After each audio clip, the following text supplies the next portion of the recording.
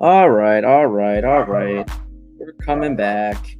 I needed an extra minute because I was getting my tea together. I was drinking tea. Listen, we already did one of these today, guys. We're already 3 hours committed here. And thanks for tuning in with us tonight. My dog, of course, is outside barking up a storm because why wouldn't she be? And our first topic of the night is kind of talking about rotation. And not only are we talking about rotation, we're talking about the finance side of rotation. And I'm pretty much incapable of doing that without the one and the only Mr. Scott Landis. Scott, Hi. how are you doing this evening, sir? I'm good. Thanks for having me on. Of course, the one and the only. The financial guru of Disney Lorcana, self-proclaimed, by the way. Self-proclaimed, right? Self-proclaimed. Yes. Scott, last week, or actually, I'm sorry, just a few days ago, we got this news of rotation, and it's kind of been the talk of the town. While we're all excited about Reign of Jafar reveals, spoilers on this stream at 8:30 p.m. We will be revealing a card. I promise. I won't let it go by the wayside. It's all set up. It's all designed. We're gonna get there. We're gonna have Melissa come in. She's gonna run the show for a little bit. I promise you guys, it's coming. All right, I promise. Before we get to that, Scott, we had this wonderful announcement about rotation. And of course, when rotation comes up, there's a million conversations that kind of revolve around that. But I think the most important is the economics of it. So talk to me a little bit about, what are your initial feelings? What are your initial thoughts? What have you already maybe seen that has kind of affected the Disney Lorcana financial side with the Infinity format in mind? So I'm very happy that they announced that there's going to be reprints in Fabled at the same time that they announced rotation, because I believe if they did them out of order or one without the other, that the market would have been like irrevocably like destroyed. So I think if they had announced rotation without saying the cards were going to be reprinted, everybody would have dumped a lot of their year one stuff. And if they had done the opposite, I think everybody would have like if they had not announced rotation or had announced reprints without rotation, I think it would have been the same thing. Everyone would have been like, well, I don't know what's being reprinted. Why am I keeping this stuff? Or just done. Or I actually think set 9 would have sold poorly if they would have just said it was a bunch of reprints without there being rotation. So I just think they had to announce them together. I wish they had done the full list of what's being reprinted at the same time. So I think that's so difficult, right? We've heard now over and over again. They repeated it today on the Lorecast. Yeah. Over half of the set is a reprint.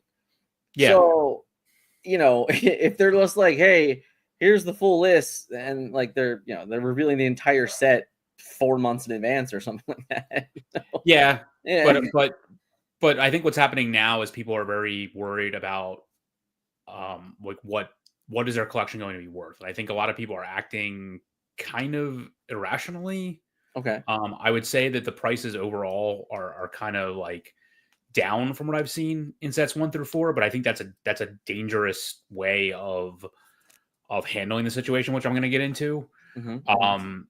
So I mean, the issue here is that there's a known quantity versus speculation. So we only know right now that over half the set or more is going to be reprinted. But we don't know, for example, like, they say it's a bigger set or a big set. I don't know, however you want to take that. We know that there's 2 new rarities. One of the rarities is only 2 new cards. That doesn't even count. But like, we know that there's the like extended art rarity. Yeah. Like it looked, I think that I don't listen. There's been a lot of information this week, and this number might be wrong. Yeah. But I think they said there were 30 epics or something like that. So I hadn't heard a number on that. I think that was the number I heard. If I'm wrong, I'm sorry. I think I've heard a lot of stuff this week. I think that was the number. So in a world where there are 30 epics and assumingly 18 enchanteds, already that's the biggest set to date. However, it is vastly made up of reprints. Right. So if all 30 epics are fabled reprints, because we already know that they are not they're not new arts for the normal versions, right? Like we saw Tank, we saw Rockstar Stitch. I don't think it was shown in the Maleficent wasn't shown in the stream, but I did see the regular Maleficent later on Twitter or something like that. So somebody had it. So I did see those things. So because of that, and there's no new arts for anything, I would assume that 30 fabled or 30 epic characters, they're all reprinted like enchanted arts, kind of makes sense to me, but I don't know. It's hard to say, I guess. Yeah. So depending on what the rarity, like how rare they actually are, if they're 1 per box, if they're 2 per box, like something like that, like they automatically could replace the normal versions of the cards as what people want to play with. So like we've only seen like Elsa, who's an uncommon so far, but if they were to, pick a legendary that gets that gets reprinted, then the epic version automatically becomes the one that people want. So that could also hurt the current existing value of the legendary in that sense. So like a card like Tinkerbell and a card like Stitch, I don't foresee them getting epic treatment, right? Like we already have enchanteds for those. You would think. But... Not to say that it's not possible, but it's kind of where I'm at. 18 epics per soul. All right, I'm way off. So it's 18 epics, 18 enchanteds then. And then it looks like we need the 2 iconics. So 242. So like whatever that number works out to, I guess that's what the answer is, because Mickey is the last card, right? No, Minnie would be the last card, right? Yeah. Right. So Minnie would be 4 or 243, which would be an odd number. Then minus 18 epics, 18 enchanteds. What's that? That's 38. So 217. minus 30, 243 minus 38.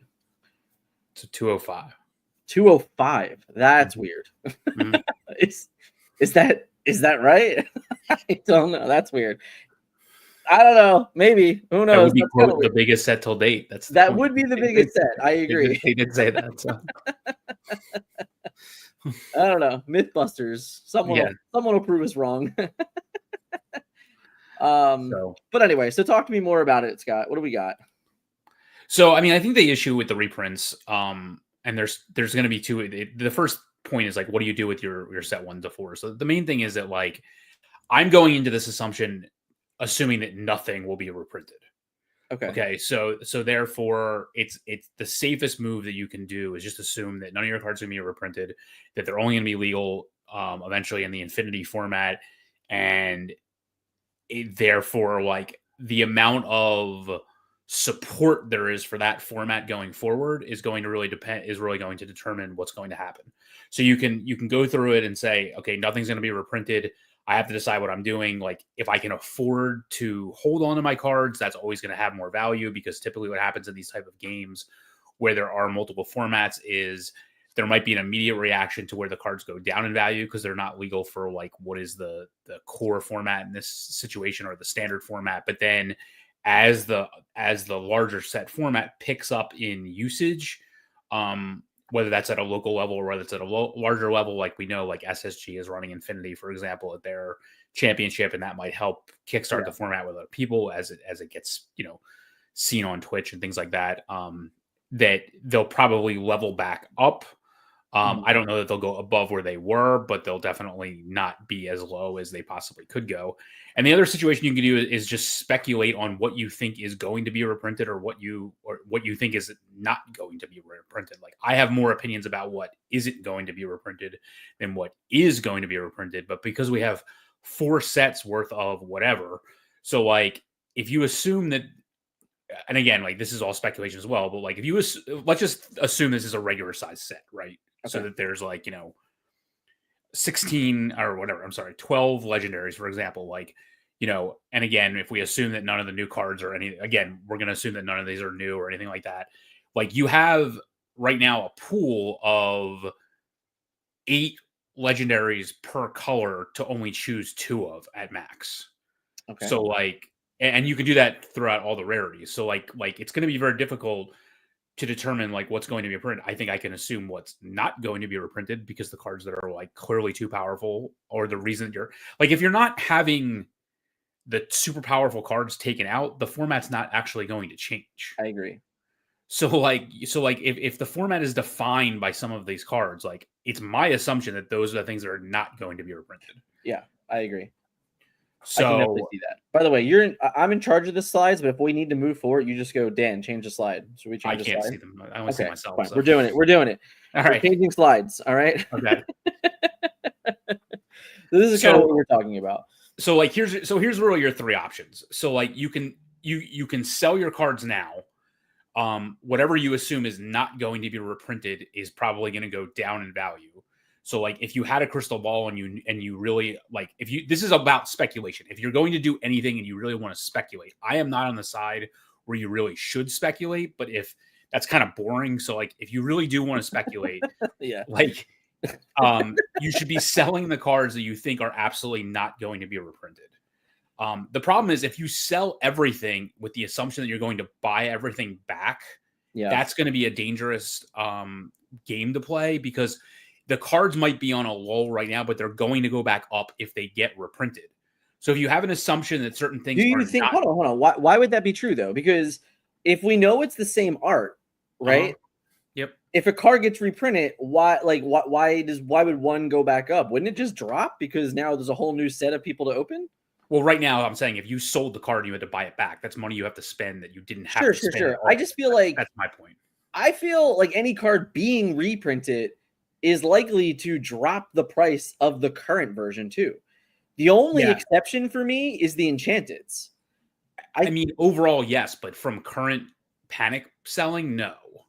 I mean, panic selling aside, fine. Like, let's just say, like anyone that sold out this week, I think you messed up. But that's besides the point.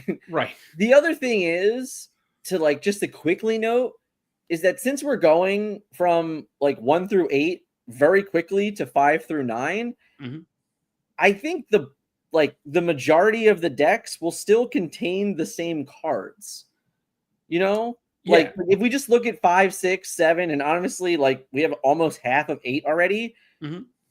I don't see any like dramatic changes yet to what are some of the better cards from 5 and 6 and like the less impactful cards from 7 and so far 8.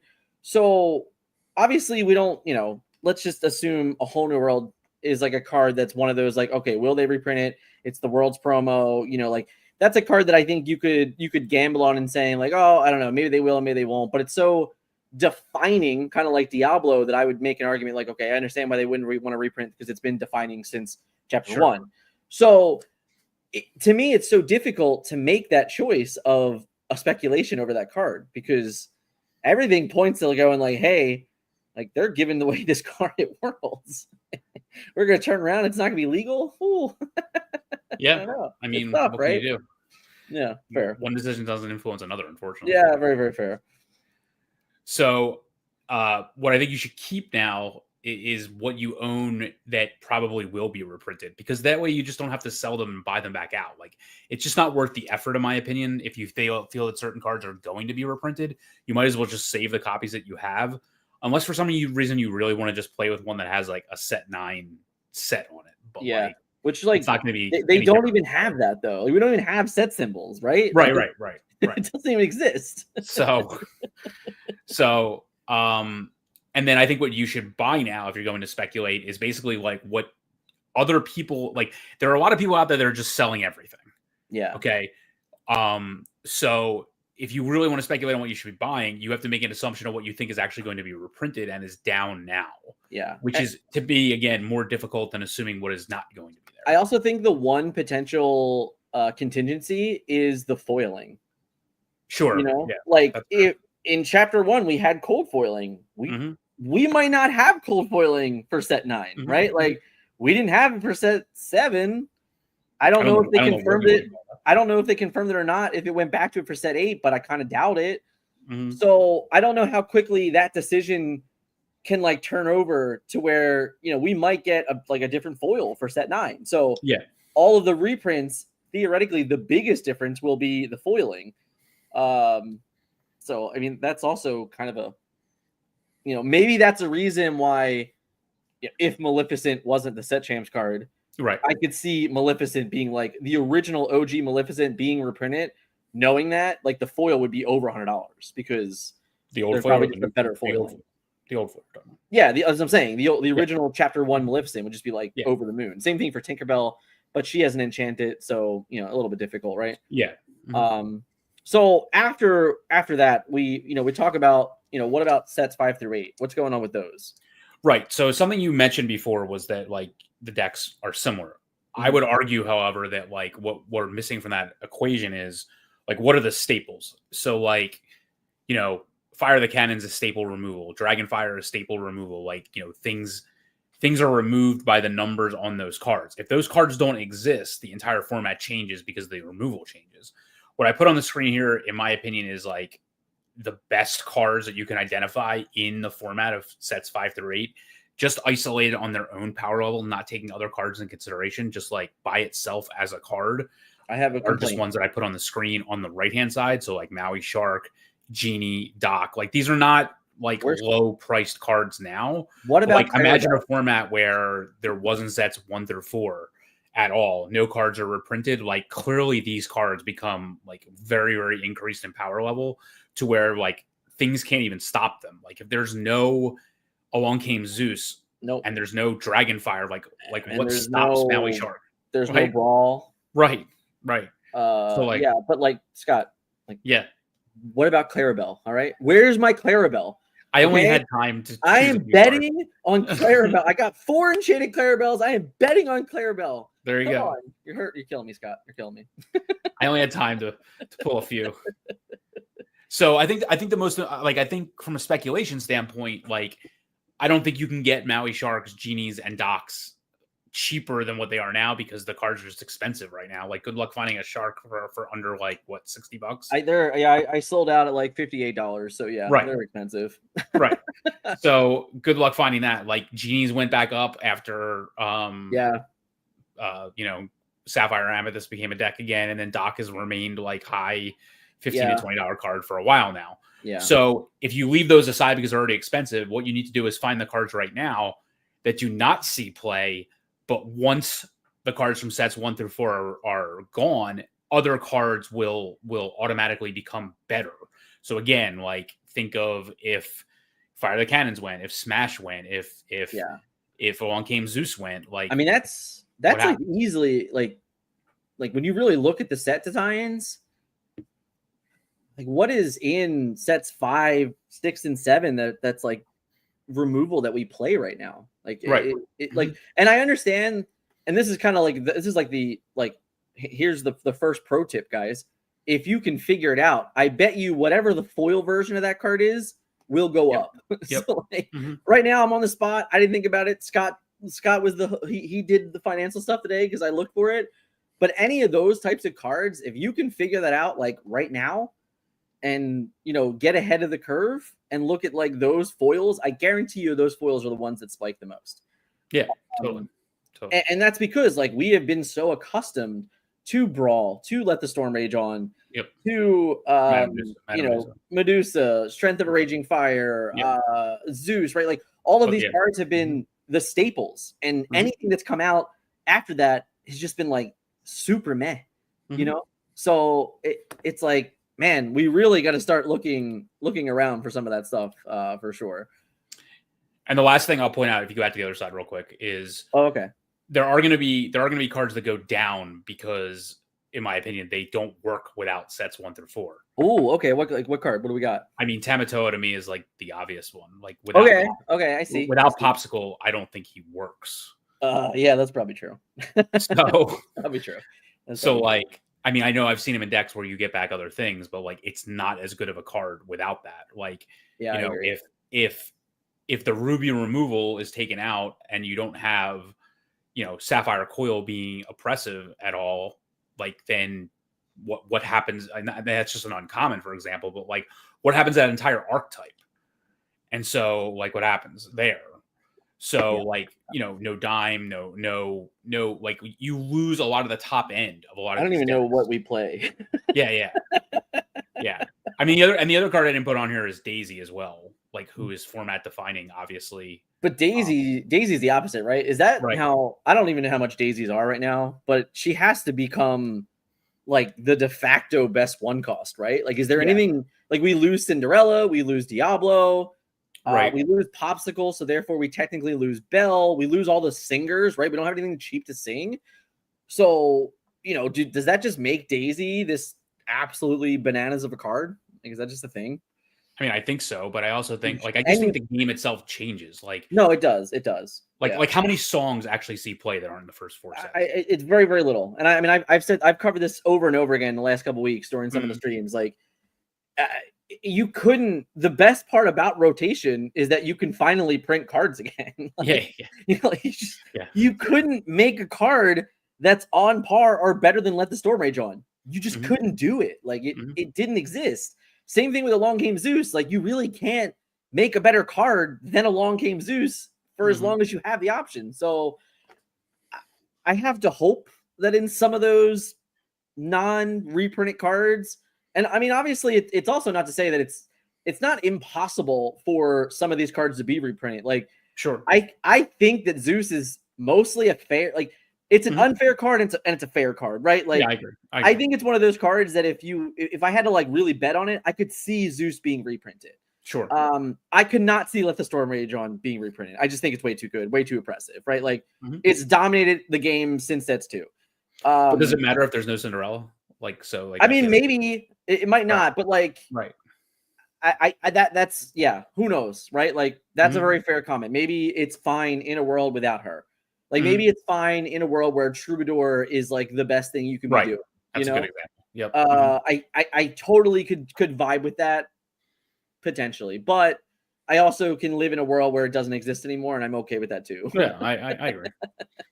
I just think the dominoes are so like this is just completely uncharted territory to where like any one domino falling will affect many others.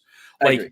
Like right now, like we've had Amber Steel forever, but we've had Amber Steel forever because there's a repeat offender of cards. There's multiple 3-cost songs. There's multiple singers that can sing those 3-cost songs that cost less than 3.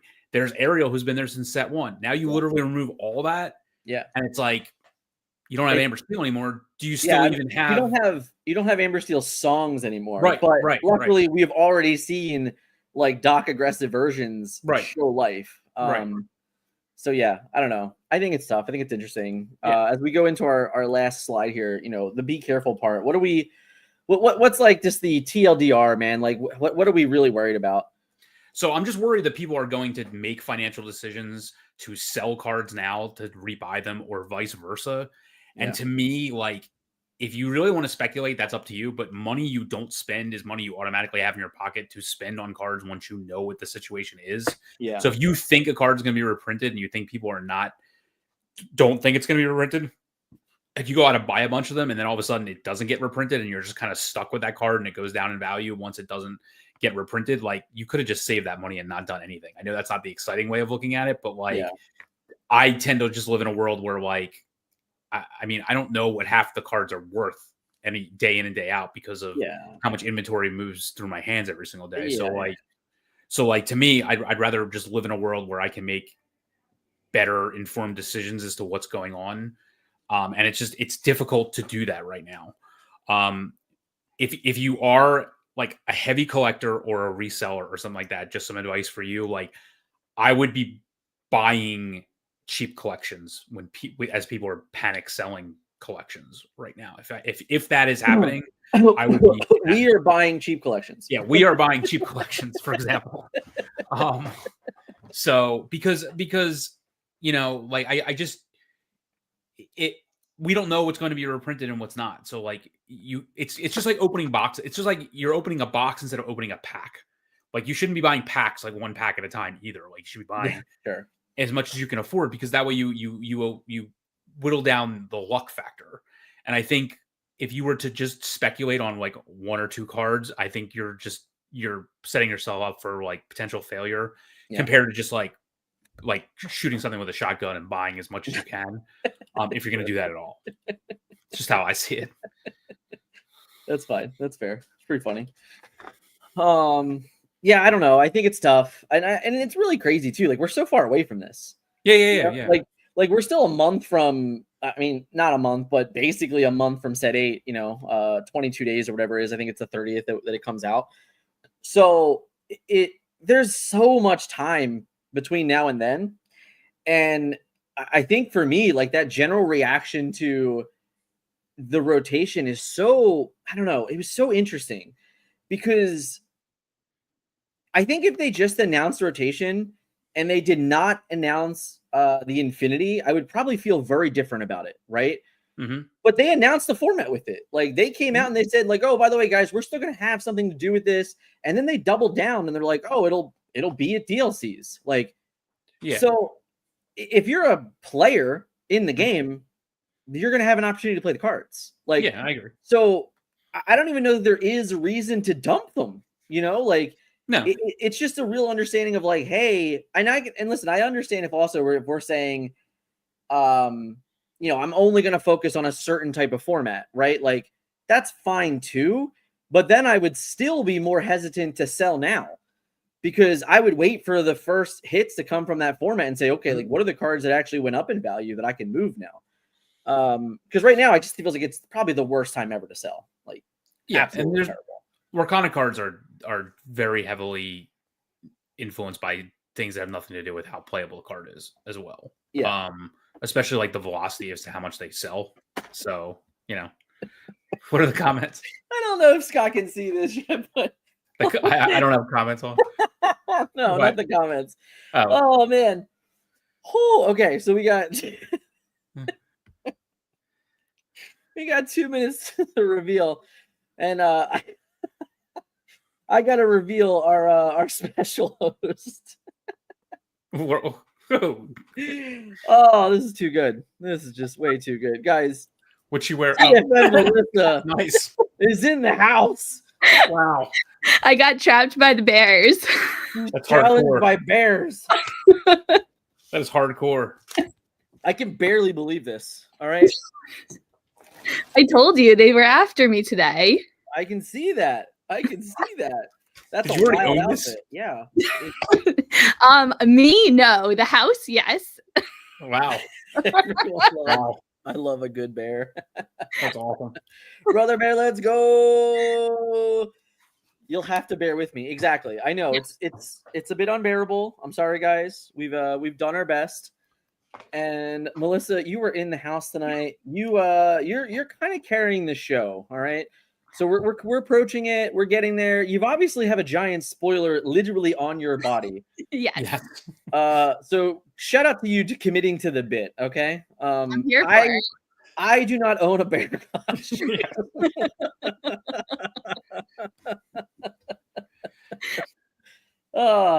So the first question, of course, is how warm is it in that bear costume?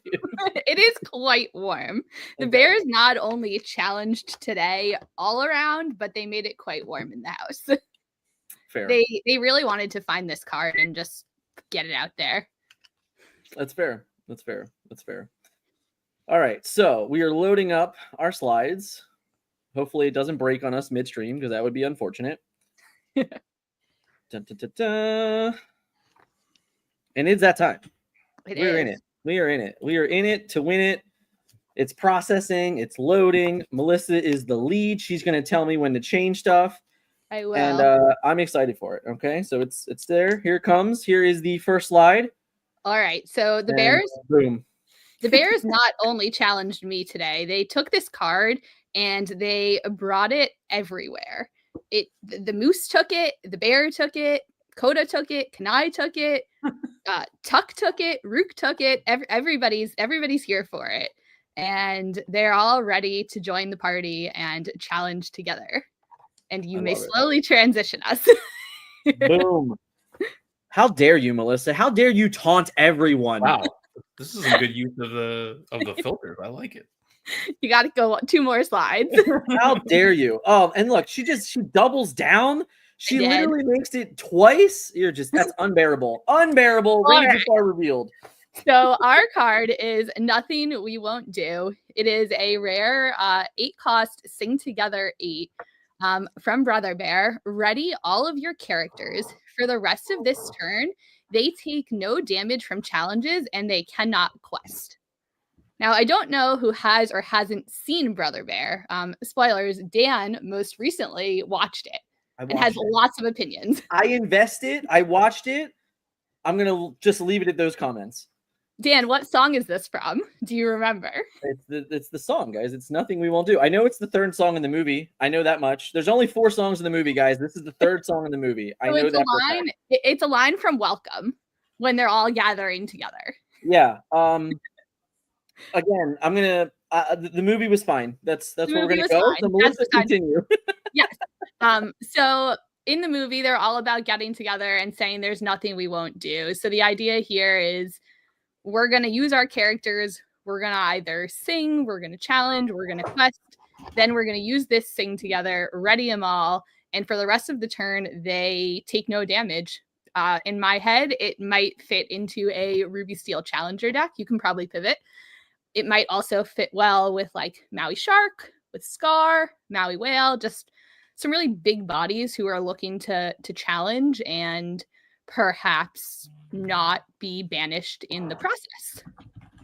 I envision it pairs well with Mushu because of the resist. Again, not because of the challenging, but you can gain 2 lore in the process while the challenging is happening.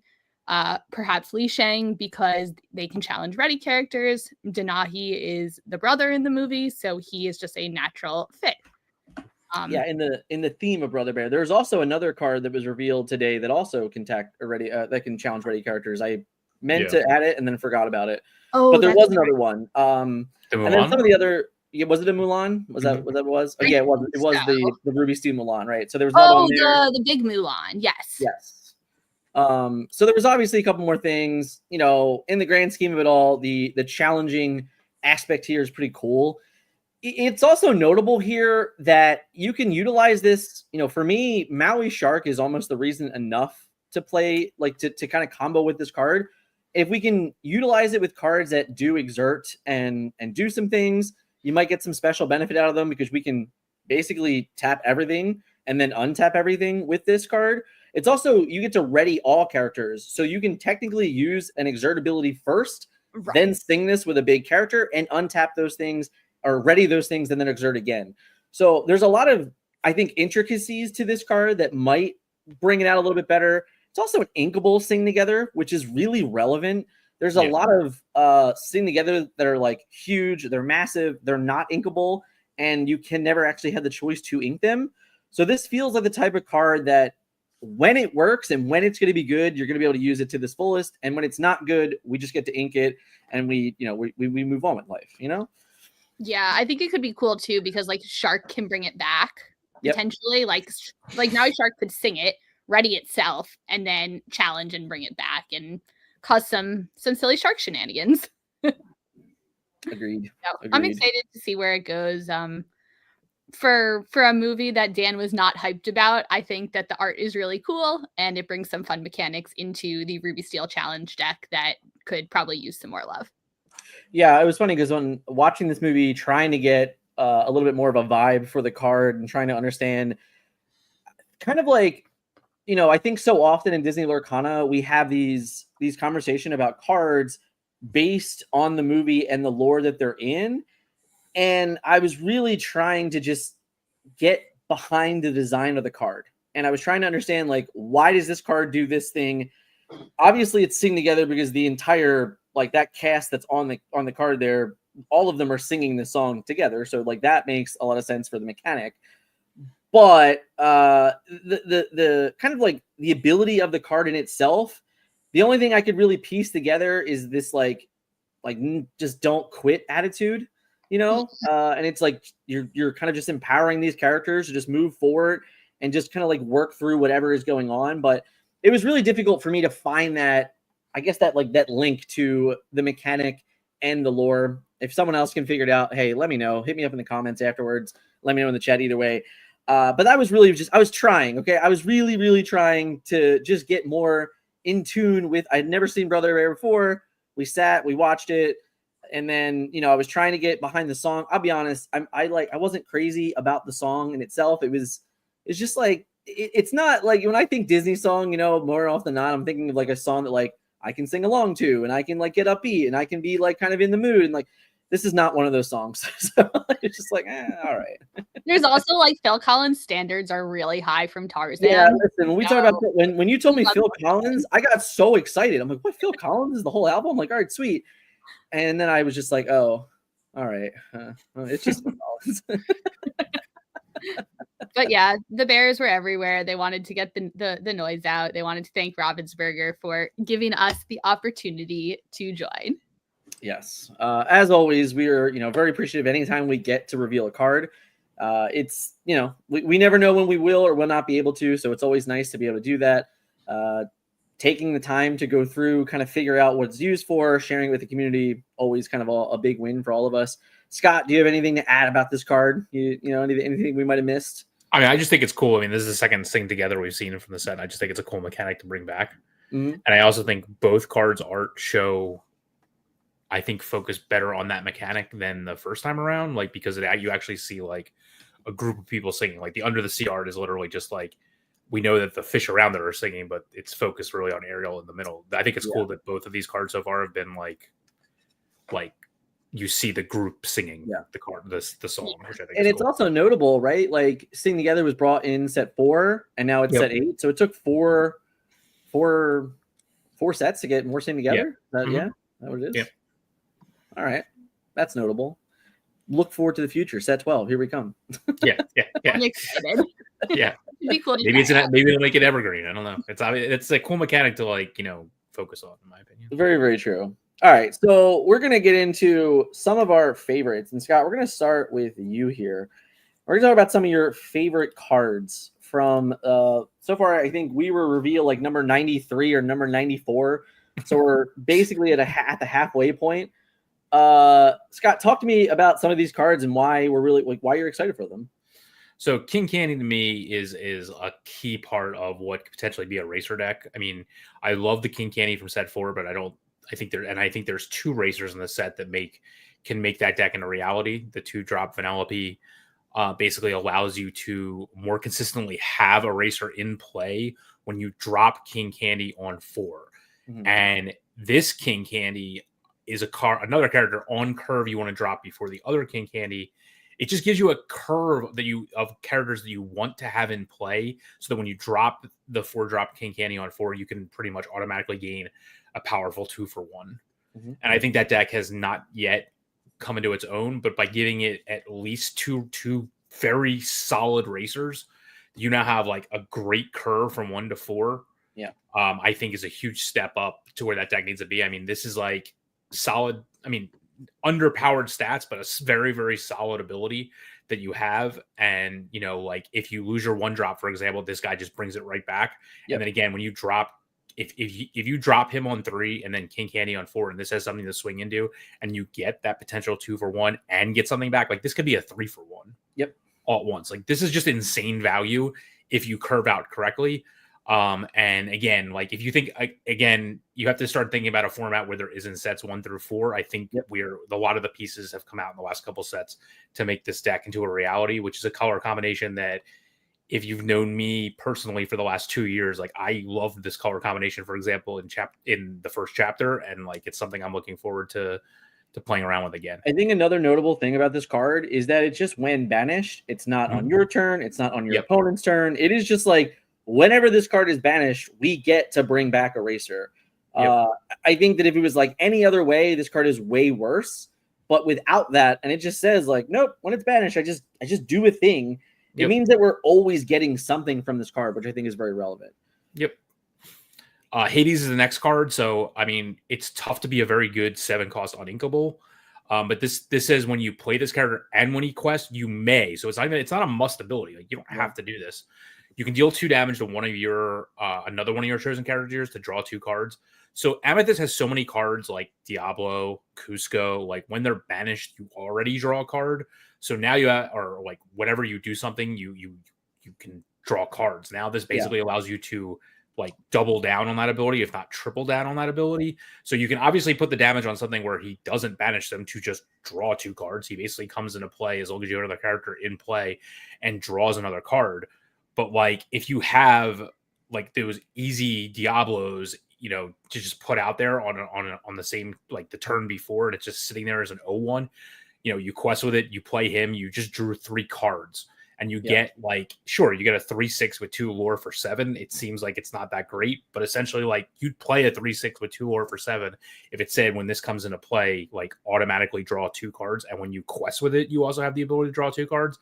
So now every character you draw past this point, you can also just look at it like I just pay its cost and I put 2 damage on it and I draw 2 cards. Like, so it's just very powerful because it has a come into play ability, and when you quest with it, I just think it just has a lot going for it. Obviously it has a steep cost, but I think this is like a very solid 1 to 2 of in current decks. And like, you know, he can sing Be Prepared by himself, for example. Like there's a lot I think that you can do with this card. Agreed. I'm like so in between on the Hades. Like I think it's so interestingly good. I do think it's a card that gets better in rotation. Just because as I was talking about today, like you need straw engines and it's expensive, but when we think about all the cards that are leaving in sets 1 through 4, it just might be enough of a true win condition. And like for you and I, like going back to like old school control decks, like it kind of like does everything you want it to do. You know, you're like, oh, it's a lore gain mechanic, it's an engine and drawing itself. So like it does so many things that in a potentially lower power level format, and the ability to continuously draw cards, like obviously it's not Doc, right? But it's every turn it's here. I just might be able to draw 2 cards. It's pretty relevant, I think. Yeah. Melissa, you have anything to go on about Scott's cards yet? Whoa, what happened here? How'd that happen? I don't know. We're gonna come back to it. It's fine. Spoiler. I'm really excited for King Candy. I think that the racers have, like, when the racers first came out, we played against a bunch of people who were using like the speedway and trying to make it work, and people were saying that they wish there was more thematic, like, theme into it. So I think the fact that we're getting a card that provides more synergy there, like that's in that same ink combination, that same family, that lets you bring characters from discard to hand, provides like a new level of excitement, especially for people who want to build themed decks. They've been saying for so long that we haven't had themed decks. And I think this is another opportunity to kind of just integrate those characters as like a family and all together. Very, very fair. Scott, our last card. So the last card is Tramp. I know this card's gotten a lot of people saying it's very good. I think the fact that basically on your opponent's turn, whenever any of your characters is banished, you may draw a card is just extremely powerful in the current like churn of dogs, which I'll just call it like even like Amber Emerald aggro is just very powerful. Even if your opponent like has a way of dealing with him, like you have a great shift target in the 2 cost, which always costs 1 cost Tramp, especially with there being another lady that's in the set, which I'm sure Melissa will talk about. So with there being 2 more playable ladies, that Tramp is pretty much always going to cost 1. I don't even care about the 3 cost 1. Like that 2 cost 1 is just really good. Especially when it costs 1. So like, even if your opponent has removal for this specific Tramp, like that deck has so many characters that are in play that like, yeah, sure, they might have got rid of like your best target if they take care of him, but like, who cares? Like all your other guys are going to be swinging for like a ton of lore. But if they don't deal with it, there's no upside to like taking out your characters. No, like all your characters replace themselves if he stays in play. So even if he gets taken care of, like it's insane. I look at him like he literally is library on a character with 2 lore. Yep.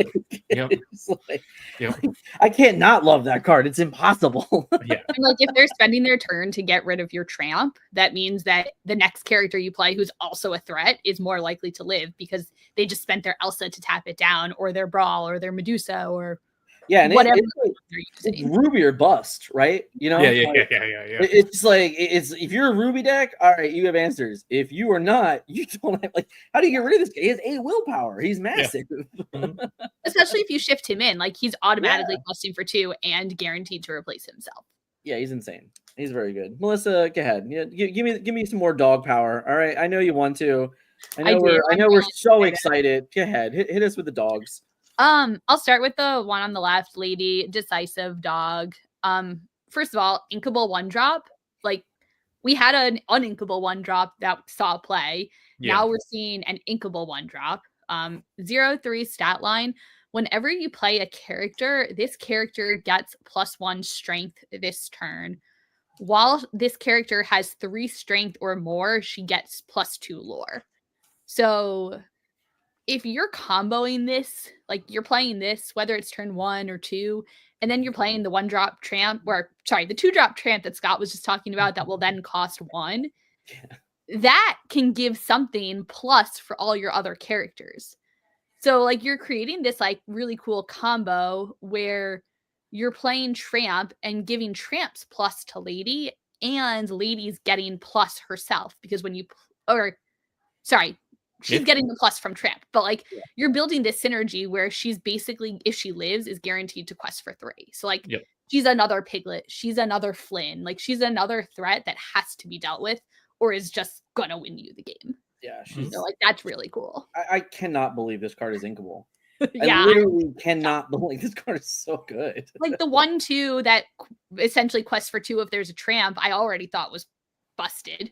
Let alone now we're getting an 0/3 that's like slightly more challenging to remove because it can't just be stormed. Like hello. And Daisy Duck, I'm so scared already. I already know that Kylie's gonna beat me with this card like 10,000 games. Yeah. I just like it's already foregone conclusion. Like I'm already conceding to it. Oh, I'm very excited for it. And then this next lady is wow. I don't even know how to express my excitement here. Well, she's a family dog. She's a family dog. She's keep it PG, okay? Yeah, she's the best. She's 3-drop, 2/2, quests for 2. when you play this character, you may play a character with cost 2 or less for free. I'm sorry. One Like- more time. One more time. What was that?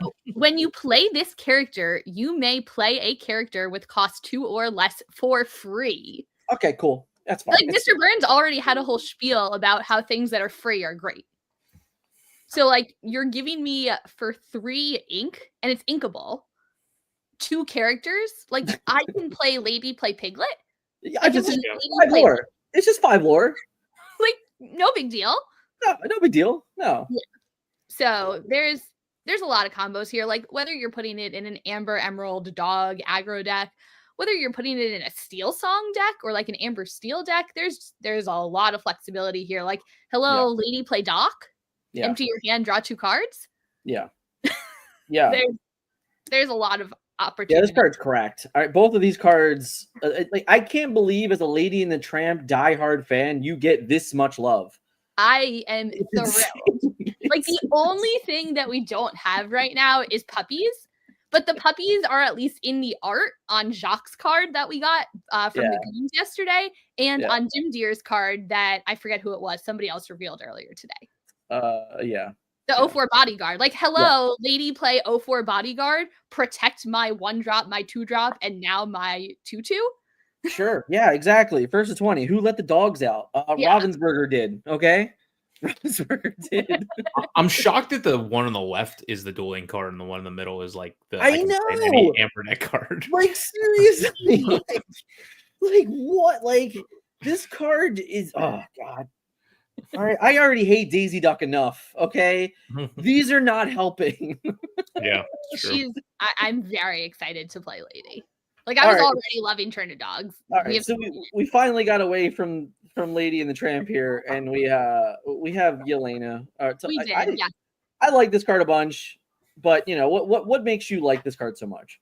So as an Amethyst player, I love Crab in general. I love the ability that like you can boost something else on play effect. So like naturally there's a lot of excitement in the fact that we have another way to provide a challenger boost on enter basically. Yeah.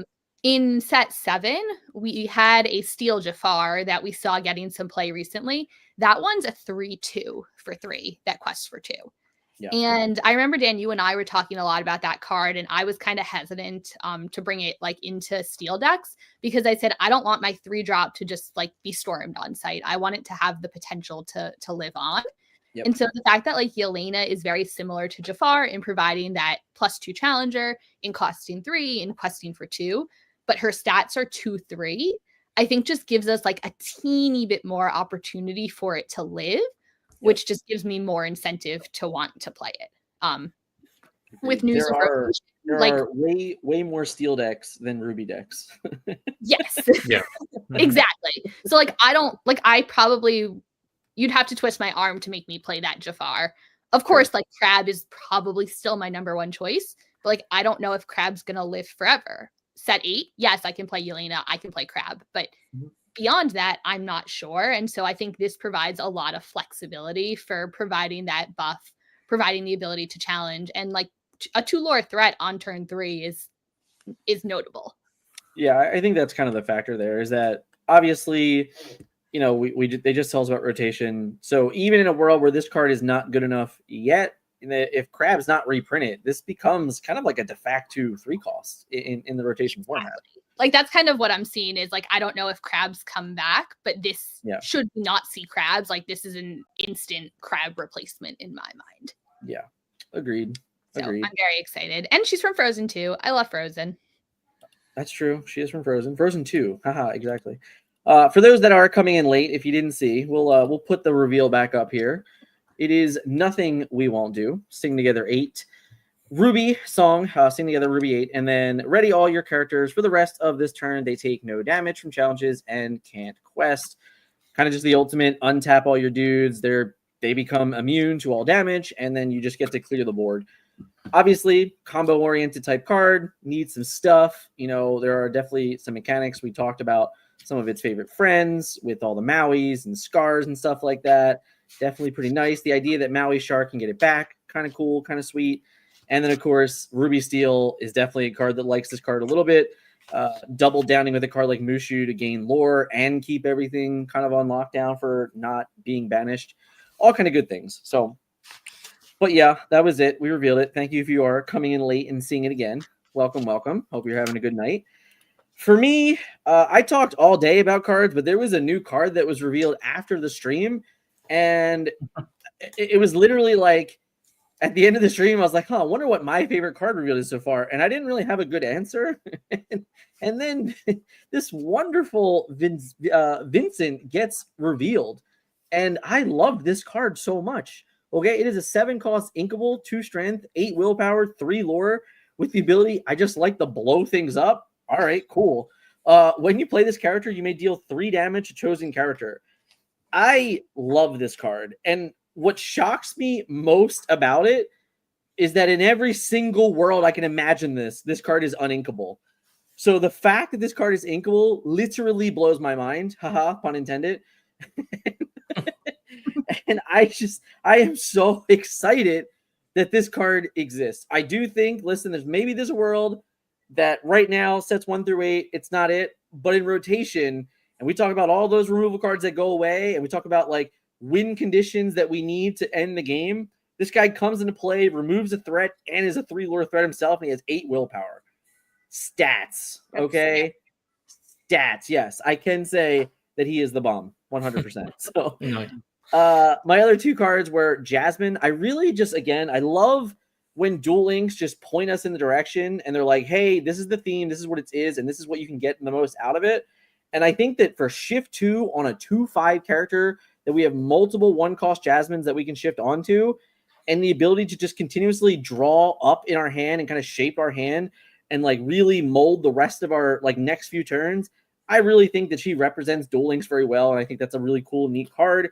I also think that the songs we can sing on turn 2, again, like this is like having a Belle, this is like having a Cinderella, it's like having a Diablo. We just get all of those steel cards sweet, and you just get to do everything you want to do, and when in doubt, you can quest and probably draw a card. Other than that, I really like Jafar. I'm a huge fan of like the concept of illusions. I'm looking forward to more of them coming out. I'm hoping there's some more impactful ones, but this card also reads free, and I love when cards say free. So hopefully we get like enough illusions that make the synergy kind of good enough to be like, okay, when I quest with this card, or if I get the quest with this card, I get to like gain 3 lore, draw a card, and drop a bomb. There's no restriction on this card, which is very notable. So like that Abu, even though I don't think that card in particular is very good, the idea that you can just drop a 6-drop card for free is kind of insane. So wait, are you telling me that I can drop the Cobra from just gain Jafar 5 lore and gain 5 lore? Yeah, that's you pretty gain sick. 5 lore. Like just quest gain 5. Like okay, sick. And the game. Yeah, just win. We just win. That's pretty good. I love that you pointed out the Jasmine, because I was going through the app, and like the allies in Sapphire Steel are currently like pre-rotation are just insane. Like pre-rotation, they're insane, right? Smee, There's so many good cards. Cogsworth, Lawrence, like everything on curve is Tipo's like an ally too, right? Yeah, Tipo, exactly. Like you can like, because I remember like when Ariel was out, like you wanted to play 20 songs like very early on. So like, but you can easily get to over 20 allies. Yeah, like it's not even, card. They're all really good. That card 100% reads quest, draw a card. Yeah. Like, if you miss, you got unlucky. Yeah. Mm-hmm. And like the allies are also very powerful cards and like impactful. Like whatever it may be, play Bianca because like you have Tipo out. Like there's a lot of ways to bring a Lawrence out, bring Smee, like bring all these big bodies that just win the game. Yeah. So while I still have you guys here, through 2 days, basically 100 cards have been revealed. By the time we wake up tomorrow, there'll be 100 cards revealed. I'm gonna wake up and you two are gonna have posted so many more cards that I have to catch up on. This is kind of the second set in a row now that it's just like we are being literally bombarded with reveals. Do you guys just like this more than the traditional? Where are we at with it? I mean, my work-life balance doesn't like it anymore. I can tell you that much. I didn't like having to be needing to be available from 1 to 2 every single day to watch a bunch of streams to like find 3 cards. But like, just in general, it's tough. Yeah. Because we don't like to post cards without the source. Yeah, but And- then a huge shout out again. Like I said Yeah. this morning, like the idea that we have, I think, 4 different lists of content creators and the time they're revealing stuff. That's awesome. Like it helps, The schedule has been it knows where to look. You know where to so look. helpful. Like every morning, I just wake up and I'm like, Dan Scott, this is what we're looking for today. Yeah, And, yeah, like, between us and everyone else on the team who's kind of able to jump in, we're on top of it. We're able to see everything. We're able to get it out there with the sources and really like share the information. I like being able to get everything at once. I think there's a lot of hype given we basically have a month now to brainstorm, to start thinking about like what we want to play and what's next.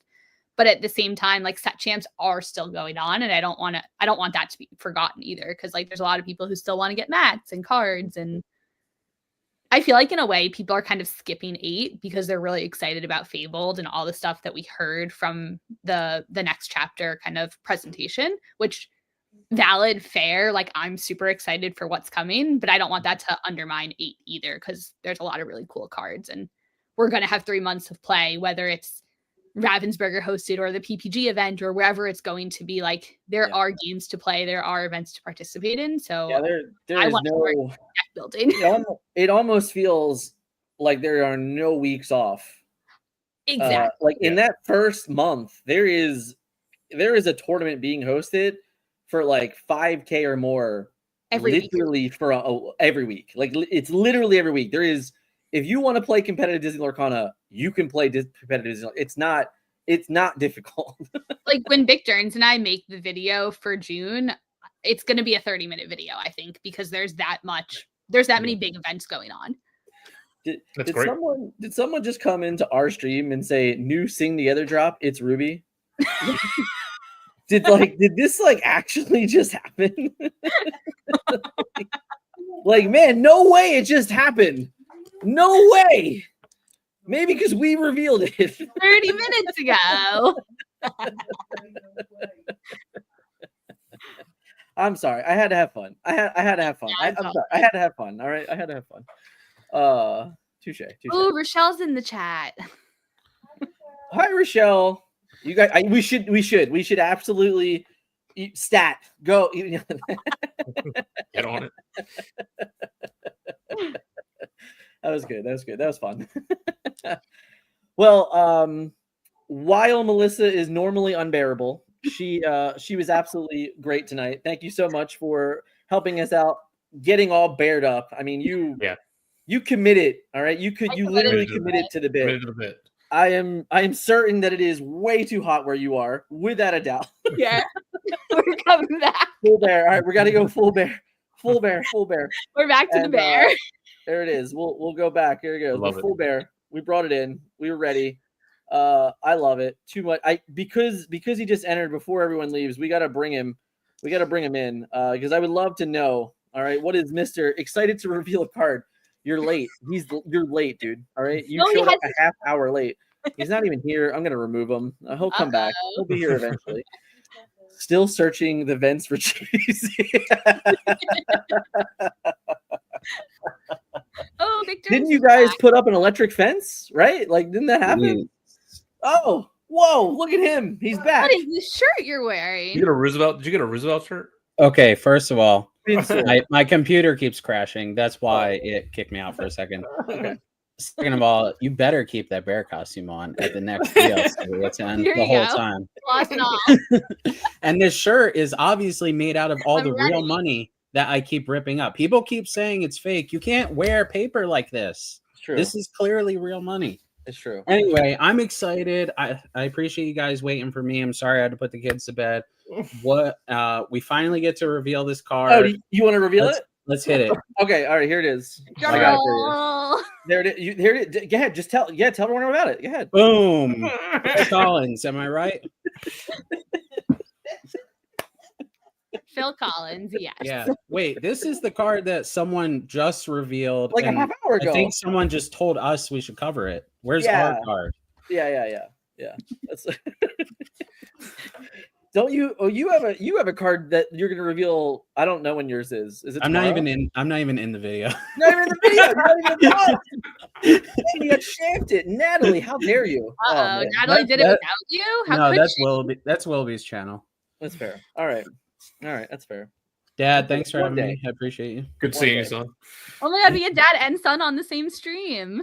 True. Yeah. It's been since you guys Exactly. went to nationals that we I were was on gonna stream say it together. was the last That's time just with so bad. California. He's bad for the brand, guys. He's bad for Yeah. the brand, as always. As always. I don't want to get Willoughby's canceled. She is a little worried right now. That's very fair. Oh, So I'll never Scott, take it back. Scott, before we let you go to bed, is there anything else you want to finish on about rotation before you get some Z's?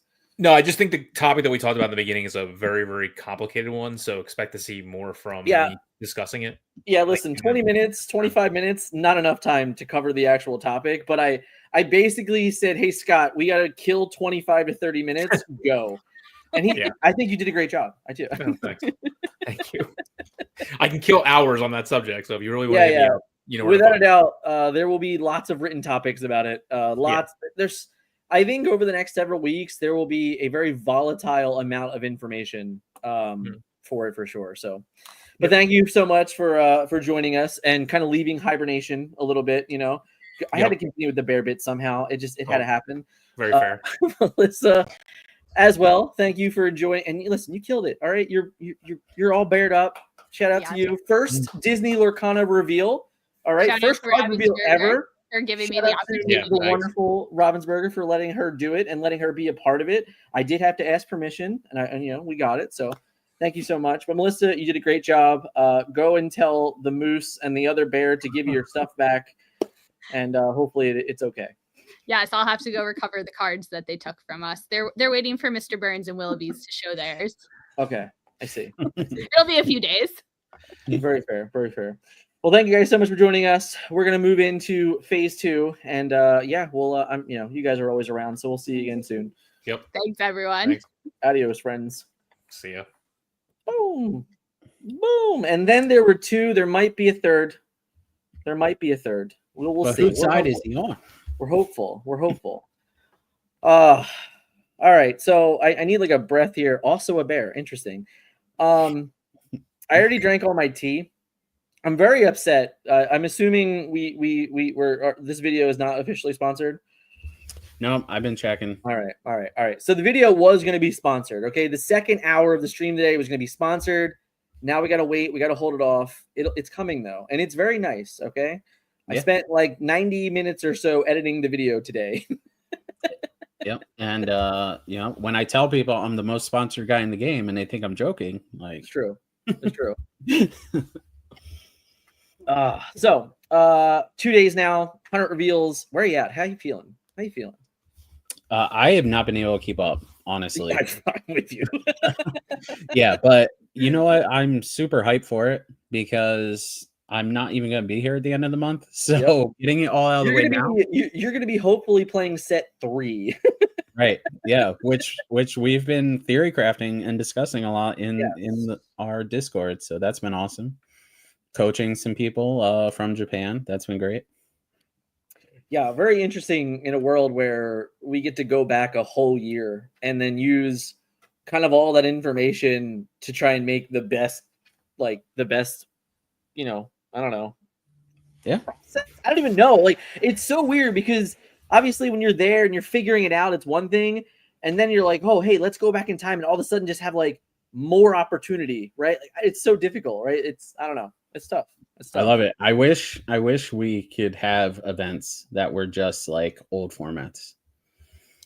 But it's so hard. Like someone actually, I was talking to a lot of local people and they're like, could we do like a set 1, set 2 event? Could we do a set 1 through 4 event? And I'm like, the problem is most people in one little area don't have the collections for it, right? Like a lot of people sell off their old stuff to buy new stuff. Yep. So I can't do that in my store, but I wish I could.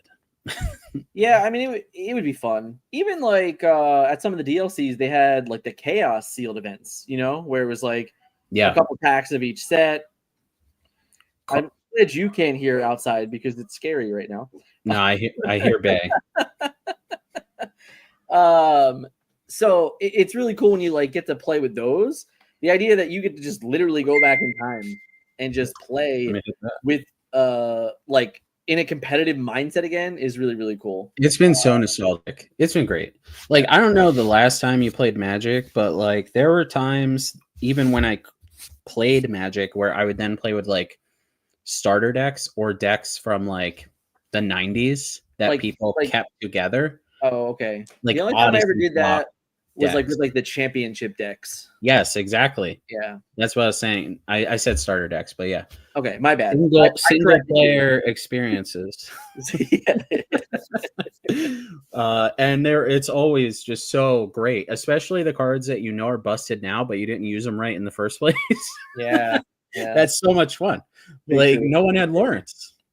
Big true. Yeah, Lawrence is a key fact. Like that card just didn't show up until set 4, even though it was a Rise of the Floodborn card. Like, yeah, weird, super weird. So continuing the topic today, we started with the financial side of this, but you and I are going to be talking about kind of just the reaction, right? Yes. You've had, you are in a different community than I am. Where obviously we share communities together as well, but some of the reactions I've heard from you and like the community that you kind of build up and are a part of in North Carolina are very different than like some of the conversations that I've had. So yes. I really want to like take that time and listen, while you're here, chat, if you want to join in, kind of tell us how your actual reaction to the rotation, we'll probably include that in the actual thing. So, it's one of those, Dick, where are you with this? Like your initial reaction, I love it. Is great, right? You're like, but we've just come from a game where I think every game that we have really played competitively have had it, right? I was never a hyper competitive Yu-Gi-Oh player. Like I'm that's the only game I can think of that is like big, like really mainstream that doesn't have a rotation. Right. Because as far as I understand, every other like competitive game out there does. So for me, it's normal. It was expected. It was not really shocking the first time I heard it that it was happening. But what about this community that you're part of? How's North Carolina kind of like really reacting to this news?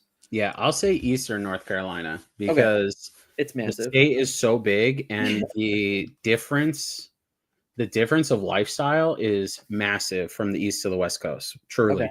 Okay. I grew up in North Carolina, but I lived in New Jersey most of my life, and everyone's about the same, but I don't think it's offensive to say most people that live near me make significantly less money and have less money or time to invest into their hobbies, right? Mm-hmm. So there have been a lot of very strong reactions, a lot of doom and gloom from a decent part of the community here of like, I still haven't even finished my deck that I've been working on since set 4.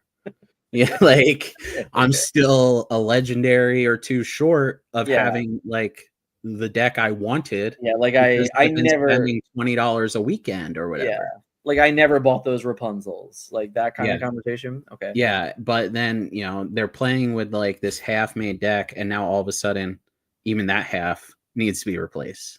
Yeah. Yeah. So I understand it. I feel bad for them. One thing that someone did that I would caution people out there not to do is to start physically building their next rotation deck now. Sure. He was just like, all right, well, if only these sets are legal, I'm going to have to buy this, and this, because they're like the best cards for my favorite colors. Okay. In, set 5 through 5, 6, and 7. So yeah, but we like, what do we have? Like I said, there's still 60% of the info right now. Well, there's that. There's also still 3 weeks left of this format, and then 3 months of set 1 through 8. So you're talking 4 months that you still need to kind of play with these cards. Yes, and then a lot of the players are also Yu-Gi-Oh players, like you mentioned, and they're just livid, and I think that they might not necessarily understand that their game also kind of rotated. In a way, it does, right? And like there are the staples, but most of them you can only play one of. Yep. And there are tutors in that game. There are cards that search your deck. So it's kind of okay that you can only play one of them in that game, especially being a 40 card deck. Yeah. But like, I remember when I first learned how to play Yu-Gi-Oh, when I first met Ryan Miles when I was 20, Okay. and he's That like, was oh, what after deck? he met me, by the way. We were already childhood friends. Yes, Yeah. obviously. Yeah. I mean, that's what the only reason he's on the team, right? Right. Like, That's true. That is true. That's actually true. Yeah. yeah. So, he was like, oh, what deck are you thinking about playing? And I was like, oh, these plant synchros seem interesting. And he's like, oh, that's great because they're printing more of that in the next set. So what happens is, like, they choose what old cards are going to be good by just insanely buffing support cards in each set, if that makes sense. Right. I feel like it's like kind of hard to explain in a Lorcana sense. I know, like, there's a No, it's decent not. amount of So, community who like, this is their first game. we can kind of just use allies, right? Like, if you look at allies in the game, and obviously, like, we've been playing with them forever, but the keyword has never mattered. Like, that text has never really been relevant until Bianca, right? Yeah, I Like, was gonna say, Bianca was the Miss first Bianca. card that says, like, boom, it's relevant that I have an ally. Well, now we have this Jasmine, and this Jasmine is like, yeah, it's relevant that all these cards read ally because I just get to, like, quest and draw a card. Yeah, that's my favorite card so far. Boom, look, bro. Well, we've had the Did you same see brand since we Did were you see 4. my favorite cards? Did you see them? I don't know what you're talking about. I was just, waiting for you to pull me in so we can do this card reveal. It's not like I was in the chat the whole time. It's great because the audience never knows what to actually believe. It's true. You know what? I actually, man, I don't know how to send this to you. Okay. I want to present an image. Okay. I Send don't. it to me on Facebook. Okay, I'll do that before I just straight up post Yeah, it let's on not. here. Let me. All right, we're PG. All right. We're Yeah, PG over here. you talk about the next thing. Pull me Okay, off. so the screen problem with for the a next thing is that it's still this thing for a moment here. minute. Okay. I find it like our Discord today, and I think yesterday more specifically because I was working and I was not a part of the conversation at all. And huge shout out to Scott and Melissa that really like got into it, and I think you were in there too for a little bit.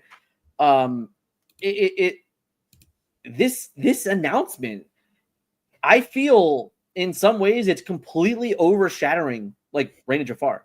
Oh yeah. I really do. I feel like it's completely overshadowing it, which sucks because Reign of Jafar is here. We are in it. We're 100 cards revealed basically to this point. We have to play with this set, with sets 1 through 4 for the next 4 months and start investing all that time. And people are already like not even paying attention. Like, guys, Worlds is coming. Okay. It is, we are, it's within the next 7 weeks. And that format is going to include sets 1 through 8. So to me, this is all that's. Oh, okay. This is like it's actual like image. I got you. I'll look at that in a second. Mm-hmm. So to me, we can't overlook. I mean, like this channel is not just going to ignore the metagame for sets 1 through 8. Like we're here. We give out information. We tell you guys what the best decks were. And things like that. We do deck profiles. Like we're not going to start making Fable content until August. It is so far away. So while the conversation's interesting, and while people are very worried and concerned about like, I think mostly the financial part of it, I'm just here to say like, guys, we got to live now. Okay, we are in the now. That is future, glimmer near problems. Like that's just future, like Dan and Dick Burns problems, right? Like right now, I got to figure out what we're playing in week 1, week 2 of Reign of Jafar. So I don't know. I think it's so interesting because I don't know if you heard this. I heard people say they didn't give us enough time to react to rotation. I mean, they gave us 4 months. Like what more time do we need than that? That's a quarter, like that's a third of a year. Like what? You know what? I think all of this stems back to Gamma and the fact that they showed stores Reign of Jafar. Okay. And that remember when stores could see Reign of Jafar and all of our comments were, can you believe they're starting spoilers already? Yes. And they did not start spoilers at all. They just started spoilers this week. Yeah. And I think people have had Reign of Jafar on the brain for almost 3 months now. Maybe. And they're kind of ready for the new thing, especially considering so many people are unloading stuff right now. They might not play the next 3 months. Well, I guess that's part of it, right? So I think that's like a real fair conversation. Yeah. Obviously, for us, we are very invested in other tour organizers and other like circuits that are not Ravensburger official. You know, like we've been at the SSGs, we've been to CCS, we've done. I did the Shark Gaming event. You know, like we have PPG coming back, so we haven't stopped playing. You know, like we're very much invested. Obviously, again, this is a competitive channel. We cover competition. Like we go to competition. We participate in playing, commentating, covering, like all of those things. That's what we're doing. So if you're the kind of player that says, well, I'm not going to do that, I'm only going to go to Disney Lorcana challenges, and they just told you, you know, today, yesterday, we're not going to announce any DLCs until Worlds, then you can probably guess that you might not even need set 8, or like you might not need your set 1 through 4 cards if you're only going to participate in core constructed. Right. And I guess that's fair, you know, like I don't know. It's tough though, because like I said to Scott earlier, they announced another format. It's not like these cards are just going to get banished forever. They're not Hyrim. Okay, guys, there's a ban list. They said there's going to be a ban list of sets 1 through 8 or 1 through 9 in Infinity. I am telling you right now, if Hyrim's not on that ban list, color me shocked. Okay, he's not coming back. Let him go. Accept your fate. My humble opinion, in all honesty.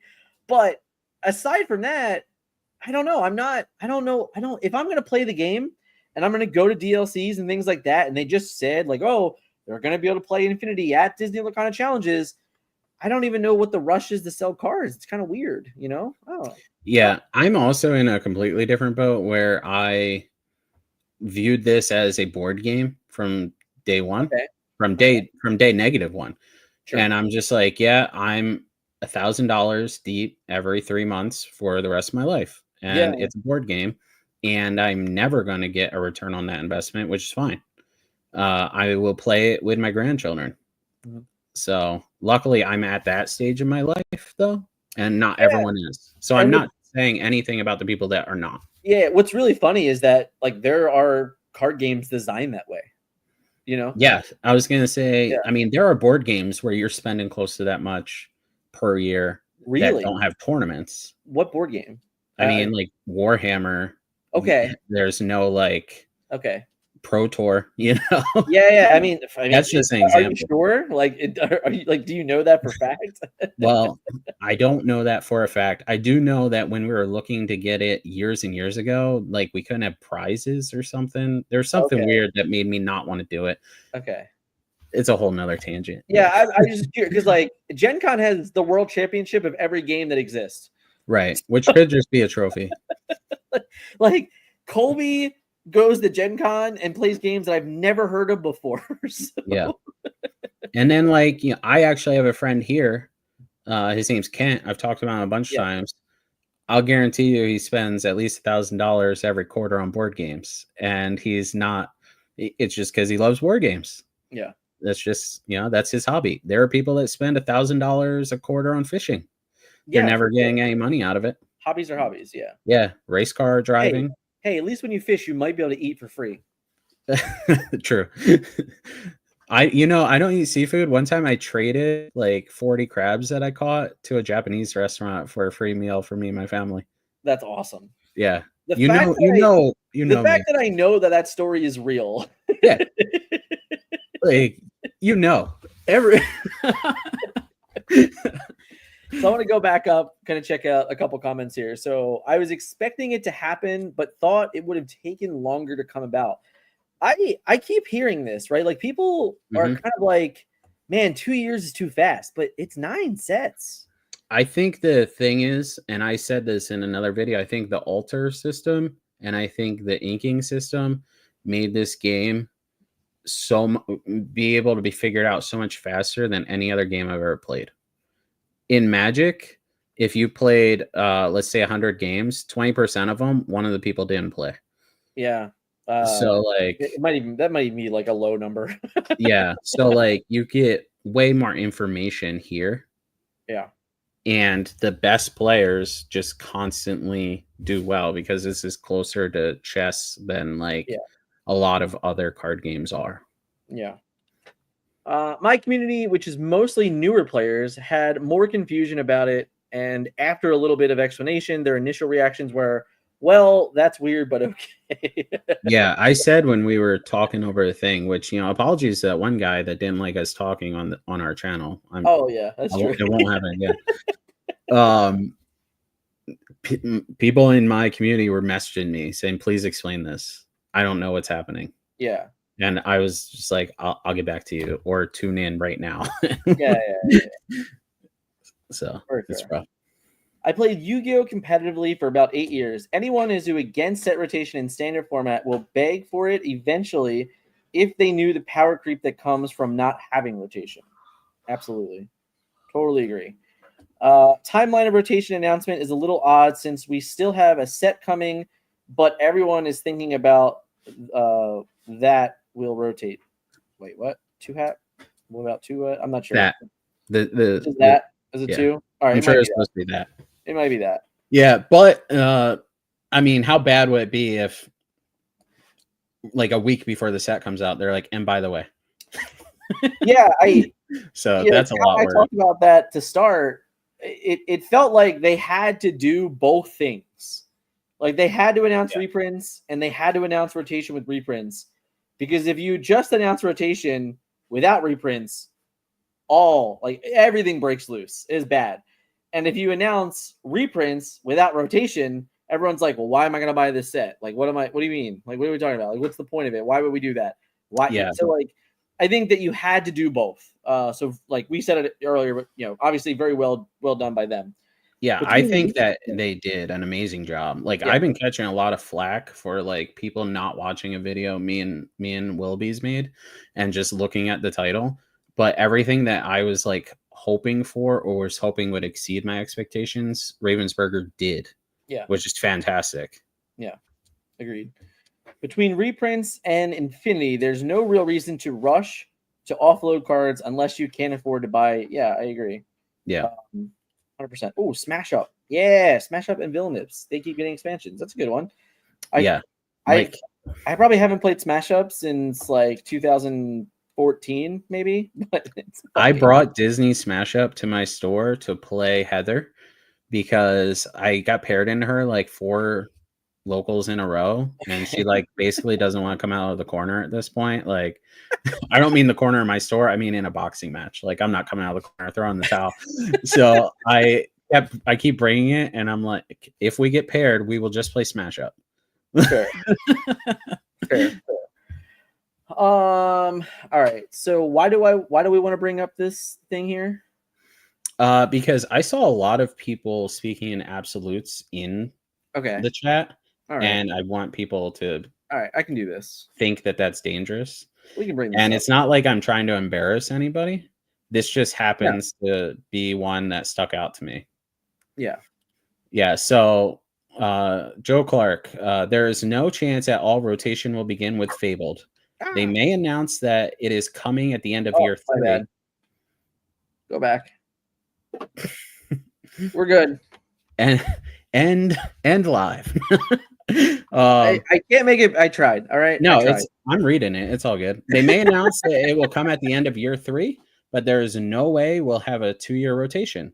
And then Robert Long, this game is progressing so much faster than most. They butchered Bucky because of toxic gameplay. They only took 4 sets. They can most definitely have set rotation earlier than 3 years. Seen it happen before. Just don't fly out of your chair from shock if it happens. And then Joe Clark says they won't. Shrug. So like I saw someone as soon as I jumped in the chat earlier say, well, I know for a fact that they're going to reprint, and they just started naming like some of the most like egregious cards that I don't think will actually be reprinted. Like Rapunzel, for instance. I jokingly said I hope Rapunzel gets reprinted. Maui, like and then like so many people are like, well, they have to reprint certain cards, otherwise this deck is dead and this deck is dead. It's like that's the point of rotation. The whole point of rotation is to kill off some of the decks that people have been playing for 2 years now, right? And to introduce brand new archetypes. Yeah, I agree.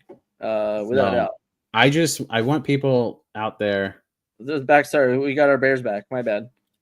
I just want people out there to like think before convincing themselves that something is absolutely going to happen, because you're setting yourself up for disappointment. Yeah, I agree. Like it's so difficult, you know, and obviously we're wrestling fans and there's that never say never attitude. And I think I've just kind of always been there with that. And I don't know, like if you ask me, you know, like what card, though, I think that like the card that I always comes to mind that people either love it or hate it and don't understand the purpose of it. It's probably one of them, like one of those cards that it would be a giant 50-50 split if I put a poll in chat. And that card for me is Be Prepared, right? Like Be Prepared is a card that like I think has to exist in Disney Lorcana, you know, like it has to exist. There has to be a board wipe or games will just get so dramatically out of hand. So while everyone hates being hit with a Be Prepared, you like it has to exist. So to me, when it comes to mind, like, and I think about the game right now, we have Be Prepared. We have Grab Your Swords that nobody plays anymore. We have Under the Sea, right? Like Under the Sea is technically a board wipe. That's a little more combo oriented. Is there like another one? Technically, Restoring the Crown is like a very fringe, you know, Be Prepared. But in a world without Be Prepared, like Restoring the Crown might be one of those cards, right? Like it might just be Amethyst Steel has Be Prepared. Sisu is another one. Thank you, Nate. And that's another card that's being rotated. So obviously, of all the cards I just named, only Restoring the Crown is in, like, that's in set 7. So one of those cards has to be reprinted. Well, now we got 10-drop Mickey. Stop it. So anyway, yeah. So here's the thing. I like Be Prepared existing. Yeah. A lot, and some people disagree with that, right? But the only reason I like it existing is for deck building. Yeah. Like I don't like Rapunzel existing, even though I've probably played that card the most, because I don't like cards that the skill check on the card is knowing it's in your opponent's deck. Yeah. Like if you're a brand new player and you just run into Rapunzel, you're just like, oh, I'm an idiot. I'm never gonna like do well at this game. About Be Prepared, you know. Well, at least that is two-sided. I'm gonna give you an opportunity to just come out so ahead on this. All right. A year ago, you and I drove to Richmond, Virginia, and we played in a Star City games. Okay. And my round 2 opponent was a child. And that child played all of these cards, and I went, Be Prepared. And he lost the game. Right. And you looked at me like, I can't believe you just beat that child. Yeah, you're mean. You know what's funny? I'm speaking about like things being in the format and people having to respect them. Do you remember that at that SCG, I only played 1 B prep and I made top 8? Yes. Yeah, because people had to respect it. Yeah. Like my opponents would be like, you haven't seen a B prep yet. I can't play anything. Go. And I'm just like, let me also dunk on Preston, one of my locals, real quick, because I don't know if I said this on live before, but it was hilarious.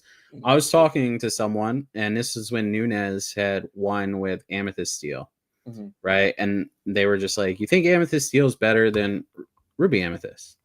I said, as long as you don't need a crutch in the game, like Be Prepared, then I think that you can succeed with it, right? No matter what. Like, and then Preston walks over with his coffee and goes, man, I'm never not playing Be Prepared again. These people just know for a fact they can do whatever they want against me. It ain't happening no more. I need that card. The whole table died laughing. It's so weird. He sounds just like James. Well, of course. This is where they live. I actually think Be Prepared is probably one of the most skill-intensive cards in the game, personally. Yeah, Playing 100% with it and agree against with it. that comment. Yeah. Playing with it and against it. Because the amount of times my opponents just play so bad, one way or the other would Be Prepared. Either they play absolutely nothing, and then I just go Elsa Crab, whatever, like Elsa anything. Yeah. Just clear your whole board anyway. Yeah. Or they just quest with everything because they think they're going to get Be Prep. Mm-hmm. And then you just play rush characters and clear their whole board. Yeah. Or they're just like, for some reason, don't remember Be Preps exists and just play their whole hand, and then you get them anyway. Yeah. Whereas, like, I'm sure I have frustrated hundreds of opponents where they just sat there with Be Prep in their hand and couldn't play it for 3 turns as they watched me win the game. Yeah. Yeah. So, Agreed. Yeah, I don't know. I think it's interesting. It's one of those conversations that we'll probably continue to have, because more and more information will come out about it. But for me, I don't know. Like the moment they announced Infinity, I don't even think it matters. Like, I just don't. You know, you tell me where the tournament is, you tell me what the format is, and I'm going to play it. It doesn't matter, like at all. You know, so that's the toughest part. It would be if they came out and they said, "Oh, rotation's going to happen, and we're going to be gun-ho about core constructed, and we're not going to create some other format. We're not going to even have this idea." That would be a different conversation. But that's not what happened. They came out, they said we have Infinity. They doubled down. They're like, "Here's Infinity. Oh, and by the way, it will be supported at DLCs." Like, all right. And great. I'm hoping that means main event. Even if it doesn't, not right? Like, even if it doesn't, even Yeah. if it's only the competitive constructed events, you know? Then I hope it's Sunday and not Sure. the Friday one. But yeah. Yeah, I mean, we already said it, but the announcement was like borderline perfect. Yeah. Like it was so good. I do. I thought it was great. Very, very well done. And we said it while we were live watching it because, you know, still need some seal. I mean, listen, I'm with you. I like the idea that I don't really have to prepare. If I could take that away, winner, chicken dinner. The thing is, we would prepare. We would like practice 1,000 sealed pulls, and then we would open nothing good. Or, you know what I mean? I mean, I don't know that I care about that. I think while I have played, you know, not nearly as much sealed as like I would probably play in a world where I was testing for a DLC. I played enough to feel that the format, while it's nice to have bombs, like I beat a guy that had Tiana Genie, you know, like literally he went turn 3 Tiana, turn 4 Genie. I won that game. So like, I don't know what a bomb is, but like a 1/4 that reads all my guys have to pay more to like banish this, and like a 4-drop 2/4 that replaces itself that has 2 lore and it's evasive. They're bombs. So I don't know. I mean, it might be okay. Who knows? Obviously, Mushu, I don't think you can beat that card. Restoring the Crown, I don't know if you can beat that. Yeah, I don't know if you can beat that card either. So, like, obviously, there's a couple cards that are probably kind of egregious, but I don't think it's. You know what? I'll give Ravensbury a little tip. Make DLC packs. If you're gonna have a DLC, like, not open 6 random booster packs. Get like 100 cards that they have put into a. Yeah. In Magic, they used to call them like tournament packs. It was 75 cards. What I can say for sure is do not do starter decks. Oh, yeah. Do not do that. But, yeah. I mean, like, just like talking about CL, like, if they, you know, people that really want to be competitive, it shouldn't matter what the format is. Infinity, core constructed, CL. It could be you can only play vanilla characters. Yeah. All right, we're grinding for 2 months. We're going to figure it out. Yeah. I'm a firm believer. We haven't got the details about Worlds yet, but I think limited or sealed or draft in some fashion should be included in the World Championships. I think if in the only way you can call yourself a world champion is if you can play every format of the game. And right Yeah. now, this game only has limited and it only has core constructed. So for me, you know, hats off to the guys there. But I feel like if limited's not included, you cannot say like I'm the best at this game in every fashion of it. So I really do hope that limited is included in some way. And I think that Pack Rush round 1 through 3. no, all right, I don't want Pack Rush. That's not limited. Okay, that's not the same. That's just an excuse to do something with their cards other than just opening a pack. But speaking of things up on the horizon, right? PBG announced their roadmap. Okay, so this is kind of cool because now we actually have an idea of what is coming up. So obviously the first event was Vegas, which did not include Disney Lorcana, but starting in Fort Worth, we have the Pro Summit Fort Worth. You know, if you guys haven't watched it yet, I did an entire interview with Steve and George, and they gave so many details out, like things that going into it, I didn't even know I was going to get the answers to some of these questions. So the information there is this really is kind of just building up to be their very own pro circuit. And now we have a little bit of information of where they're going to be. So if you live in the Denver, Colorado area, shout out to you because like this 20K, 15K weekend is coming to you nearby real close. Orlando, obviously, I'm sure the SSG guys are going to be excited to take a week off, drive up to Orlando, and play in some 20K tournament. Like they don't have to host them anymore. They get to just drive up a couple hours and play in them. So I think that this is obviously great for Disney Lorcana. We've been talking about it for so long. The SSGs of the world, the CCSs of the world, the local stores that are going it, the Encounter, Safari Zone, locally to me. We need these things in the meantime. Like again, if they don't announce any DLCs until Worlds, well, I'm willing to bet that the first DLC is not going to be on July 4th.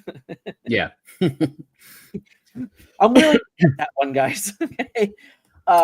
You would earn dessert for sure. Yeah, exactly.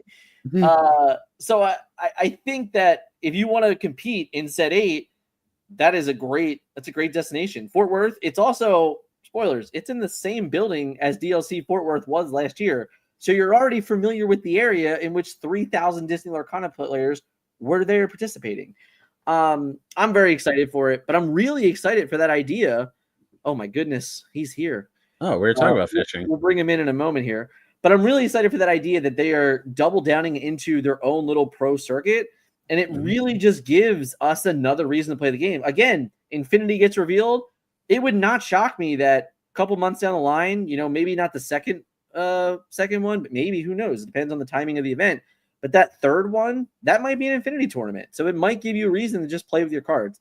So I think that's really cool. I think it's nice that we're going to have something that large. I mean, we're talking about 15K. No tournament has done that yet. That's up there. That's crazy stuff. Yeah. So I do want to say before that thunder gets taken from me, because I've been waiting to say this, and I know the next guest will definitely say it. So I'll take the thunder from them. This is what I wanted Star City Games to be. And this is why I took the time to go invest in going to Star City Games, which did not pay off. No. Well, it did a little bit, because not only are you here, but Mr. Dave Nunes is also here. And if it were not for Star City Games, neither of those things might be true. That's true. You'd have heard of us eventually. I mean, maybe. I don't know if I would have had the same passion for the game if I wasn't playing Star City tournaments. All right. Well, you would have heard of me. I was trying to be nice to Nunes.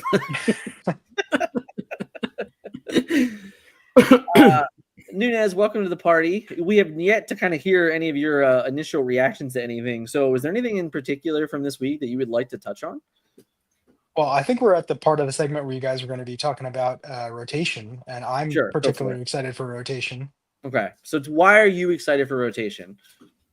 I actually play a lot of different trading card games, and rotations keep things fresh, where if you don't have a rotation, it can get really stagnant. The same thing is the best thing kind of forever.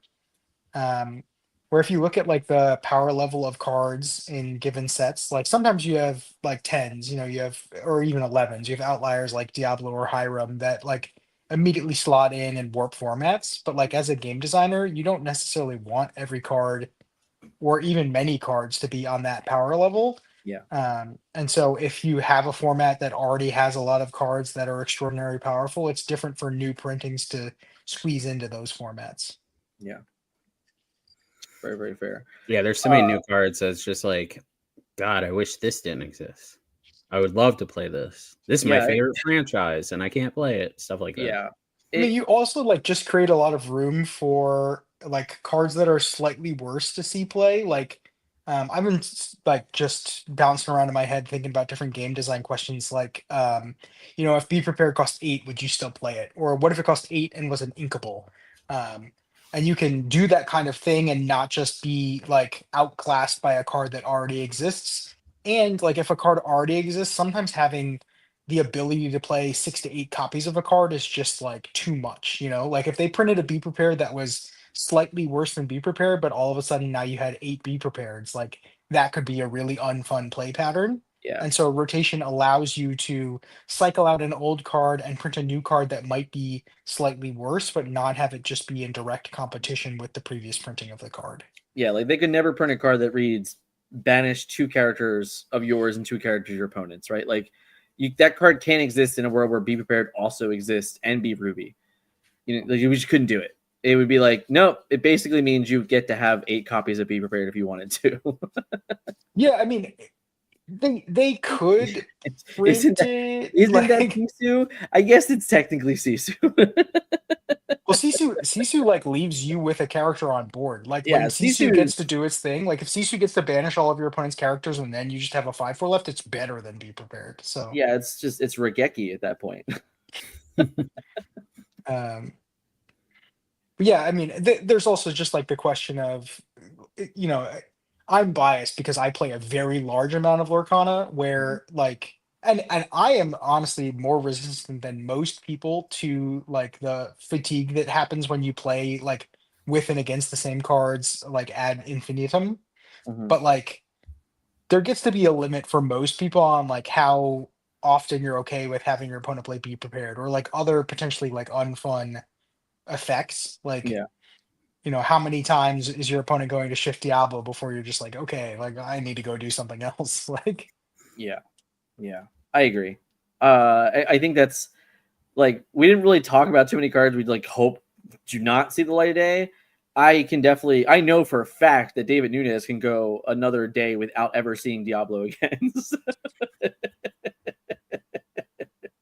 there are a handful of people that Diablo has cost a world's invite. So like I can't just claim I'm the only person. Like, there are a couple, but it's very much in my face that card was very bad for me. Hindsight. As someone that has like really played this many games, it's obviously very natural for you for a rotation, but like you have your own type of community. How did your community react to it? So I do play with a couple people who like transition from Yu-Gi-Oh to playing Lorcana, and for them it's a very new experience because Yu-Gi-Oh has, 2 formats with different banned and limited lists that don't include a rotation. So Yu-Gi-Oh is like the entirety of Yu-Gi-Oh's card pool.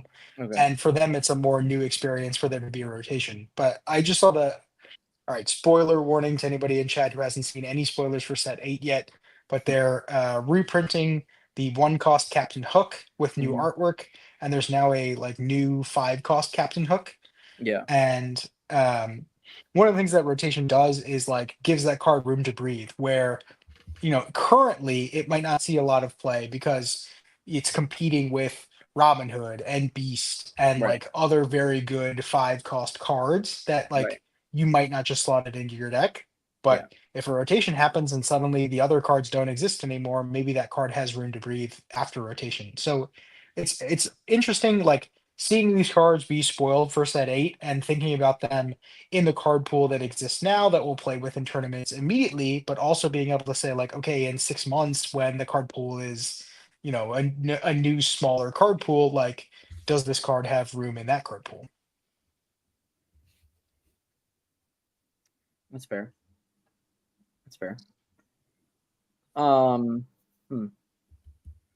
there anything made in set 8 yet that you're over the moon for yet? I mean, I've said this in the past where I'm like rarely the person who's over the moon about a Yeah. given card, which is too bad because in some ways I think it's like fun to be really excited about new cards. Yeah. I do think that the Set Champs promo Jafar is a very interesting card. He also looks awesome. It does look very cool.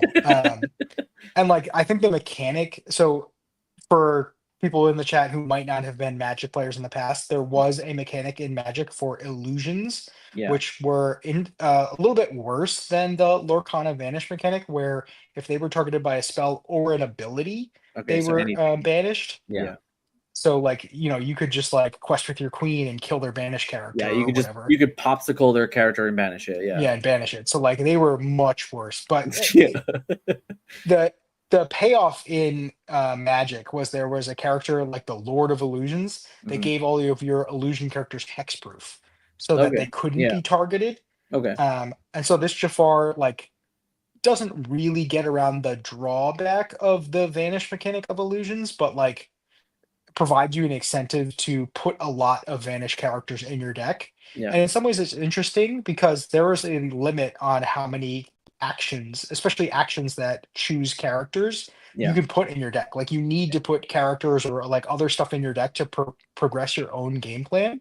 It's like if you build a deck that is just like 4 Jafars and like 50 characters with vanish or something, like you can make sure that your Jafar will like basically always get value and just say like I'm overloading your actions. Like you're never going to have enough actions to kill all of my vanish characters. Listen, I played 5 rounds with Iago in my deck, and he never got vanished. Okay, like it. Right now, we're already not even living in that world, and I don't know if there's enough playable cards that are always good to include in deck building to even make the vanish keyword a negative. What's funny is like they don't even have to, like they can be playable, but you still can't put them in your deck because the win percentage above replacement is so low. Agreed. I just put that in an article. One of the 3 articles I dumped on you today. Yeah, thank you. I go back to work, and then Dick Burns decides, oh, hey, here's all the stuff that you've been asking for months. Thank you. Be on the lookout for the Metafy to get articles over the weekend while I'm off. I had today off. Okay. Danielle came and visited. She took 4 hours to get here. I wrote 3 articles, and then I went hiking. And then I went hiking for 5 hours with no internet service. But that's what happened. Good. Sorry, one thing that I totally should have brought up while Scott was still here was like I haven't really been seeing people talk about what's going to happen to sealed product of the rotating sets. Okay. And in Magic, it would tank drastically. Okay. But in Pokemon, that's how I retired. That's one of the ways I retired. I had evolutions, and I had what's it called? Evolving Skies that I just sat on until they had rotated out and skyrocketed. Almost every set that rotates out will skyrocket. Like once they announce, hey, we're not printing any more of this, because people want to open that game. Yeah. Whereas Magic, you don't want to open. You want to like booster draft with them, right? Yeah. In Pokemon, you just want to open them for fun. So as soon as they announce we're not printing any more of this, it stonks straight to the moon. You know, You think that's just fact? You think for Pokemon that no? is I meant for Lorcana. Oh no, that's why I was saying. No idea. So I don't know because Lorcana. Let's be honest, it's so close to Magic. The amount of people that get upset when we bring up Magic, sorry, it's based off Magic. All right. And by based off Magic, I mean it's the 7 degrees of bacon. It's based off Kaijudo, which is based off of Duel Masters, which is based off of Magic the Gathering. Which is based off Warcraft, which is based off Magic the Gathering. Duel Masters even has Magic the Gathering cards in it in Japan. Yeah. Right. Yeah. So like sorry we keep referring to it like this. It's just a fact. Go on LinkedIn. 75% of the employees worked on Magic. I mean, listen, Ravensburger just hired a bunch of people. Yes. A lot of them have Magic backgrounds. I checked out every single person on LinkedIn. Like, whose butt can I kiss? All right. If I'm gonna walk to Seattle, they better open the door. That's all I know. Yeah, you can't. I don't think you can climb the same fence that JD did. You know. I don't know. I'm getting kind of fit. Someone called me McGregor earlier. Okay, But that's kind. That was kind. it was Chicano. He loves me. I appreciate him so much. But anyway, yeah. So like we're gonna associate with Magic, right? But this has much more of a collector base than Magic does. It's not as big as Pokemon.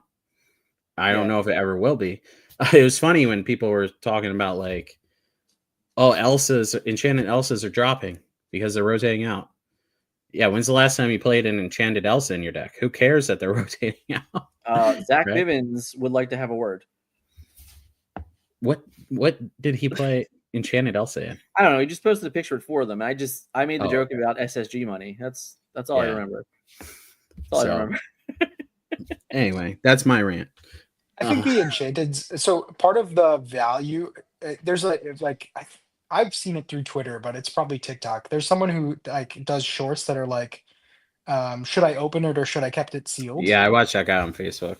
And part of the question is like, if you open like a base set Pokemon pack, like the card itself, like raw, is generally not worth the price of the pack. Like even when it's a Charizard, it's like really pushing whether or not it's worth the cost of the pack.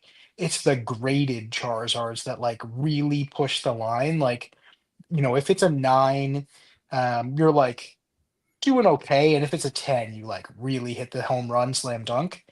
And I think that's another interesting question for rotating Lorcana product is, will there be the demand for the graded cards? Yeah, Like right even now, if you get a graded Lorcana card and it's 9, people are just opening them. Yeah, you just open it. Like you just, it's worth It's the so exact funny. same. It's so funny. It's also like the difference of like $1,000+ like DLC foil Cinderella. It's you literally lose $1,000 the moment it's not a 10. Like just like straight up. Like this sucks. So interesting. I don't know. I have no idea.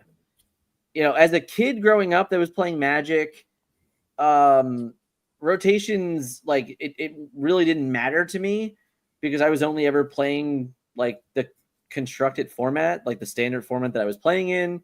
When they did it in World of Warcraft, I didn't even blink an eye. I think that game was like in general really cheap, so none of it really mattered. I didn't feel like I lost anything, I guess.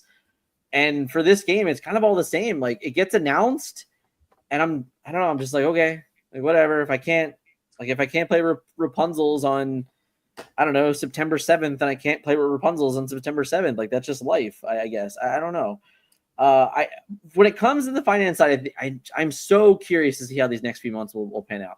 I'm also so curious on like how much the game will support the format to where it might not even matter. Like obviously for us, we've saw it in set 7, and like even us getting our initial numbers for set 8, there has been less printed product. Like that's kind of a fact at this point.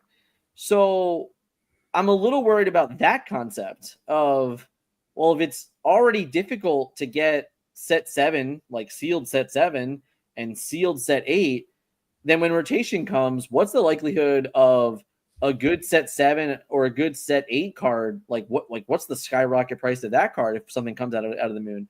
Because you're not gonna be able to just find this product. Like I don't know that you can just go and order more boxes of set 7. Like I don't think at the card store you can do it.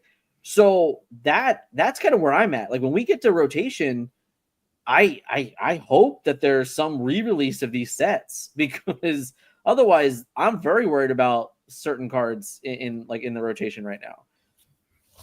I think a huge thing is going to be when they show us the next set champs poster after there's a rotation, and if it says it has to be core constructed. Okay. Because the vast majority of players that play in tournaments, the tournament that they play in is set championships. Yeah. But Boom. Mic drop. All right, folks. See ya. Nunez, while we're back here, do you want to kind of give us your reaction to the Pro Play Summit tournament circuit? I'm hyped for this. I definitely would echo what Dick said earlier. I had, admittedly, I had no expectations going into the Star City Games tournaments that there was going to be a circuit there. Like they had announced like 4 months in advance, like the ones that I had planned on going to, and there was no like overarching thing. Yeah. I appreciate that PPG is like taking the risk of trying to put that tournament together. It is a lot of planning on their part and a lot like the ballroom or wherever, the area where they're holding the tournament isn't free and they're presumably having to put up a good chunk of money in advance. Like Yeah. they are betting on themselves and betting on Lorcana as a game and Yeah. betting on the players coming out to support them. And I appreciate taking that risk. And they did. Like they've Friday, I think, is sold out twice already, which is insane. And then Saturday has, I think it's over 400 tickets. So we're already talking about walking into a room with potentially over 400 Disney Lorcana players.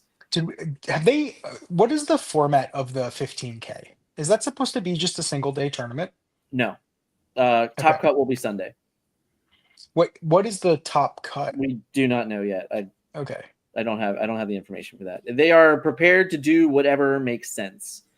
So, for Magic tournaments, it's like the first ever big Magic tournament that I played in was a Star City Games Open, which at the time was a 10K. Yeah. And it was like I think it might have just hit 400 players, something like that, where 409 or 410 players is the 10th round for Magic when you're cutting to top 8. Okay. So it was quote unquote only a 9-round tournament. And I've played in Magic tournaments that are like single day tournaments where you play 10, or I played in a tournament where you were supposed to play 11 rounds before the cut to top 8. Yeah. And I did not play the 11th round of that tournament. I've never chosen to play more than 10 rounds of Magic in a day. Okay. But if this like 15K is reaching the point where it's like over 400 players, like I would start looking at like, so the 20K Star City Games tournament that I won in January of 2023 was a 2-day tournament where you had to go 6-2 to make the second day, and then the second day actually cut to a top 12 where the top 4 players had a bye, and then 5 through 12 played a single elimination round where the winner of that match played 1 through 4. Okay.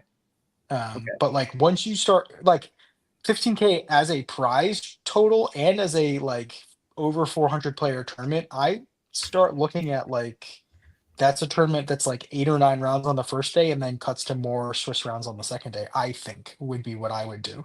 Yeah. So shout out to Jorge here. There is no big tournament on Sunday. So there was a big tournament on Friday. And that Friday has now it was announced on Monday that you will play that tournament and the top cut of that tournament will be played on Saturday. And if you top 8, you get a round 1 bye into the main event on Saturday.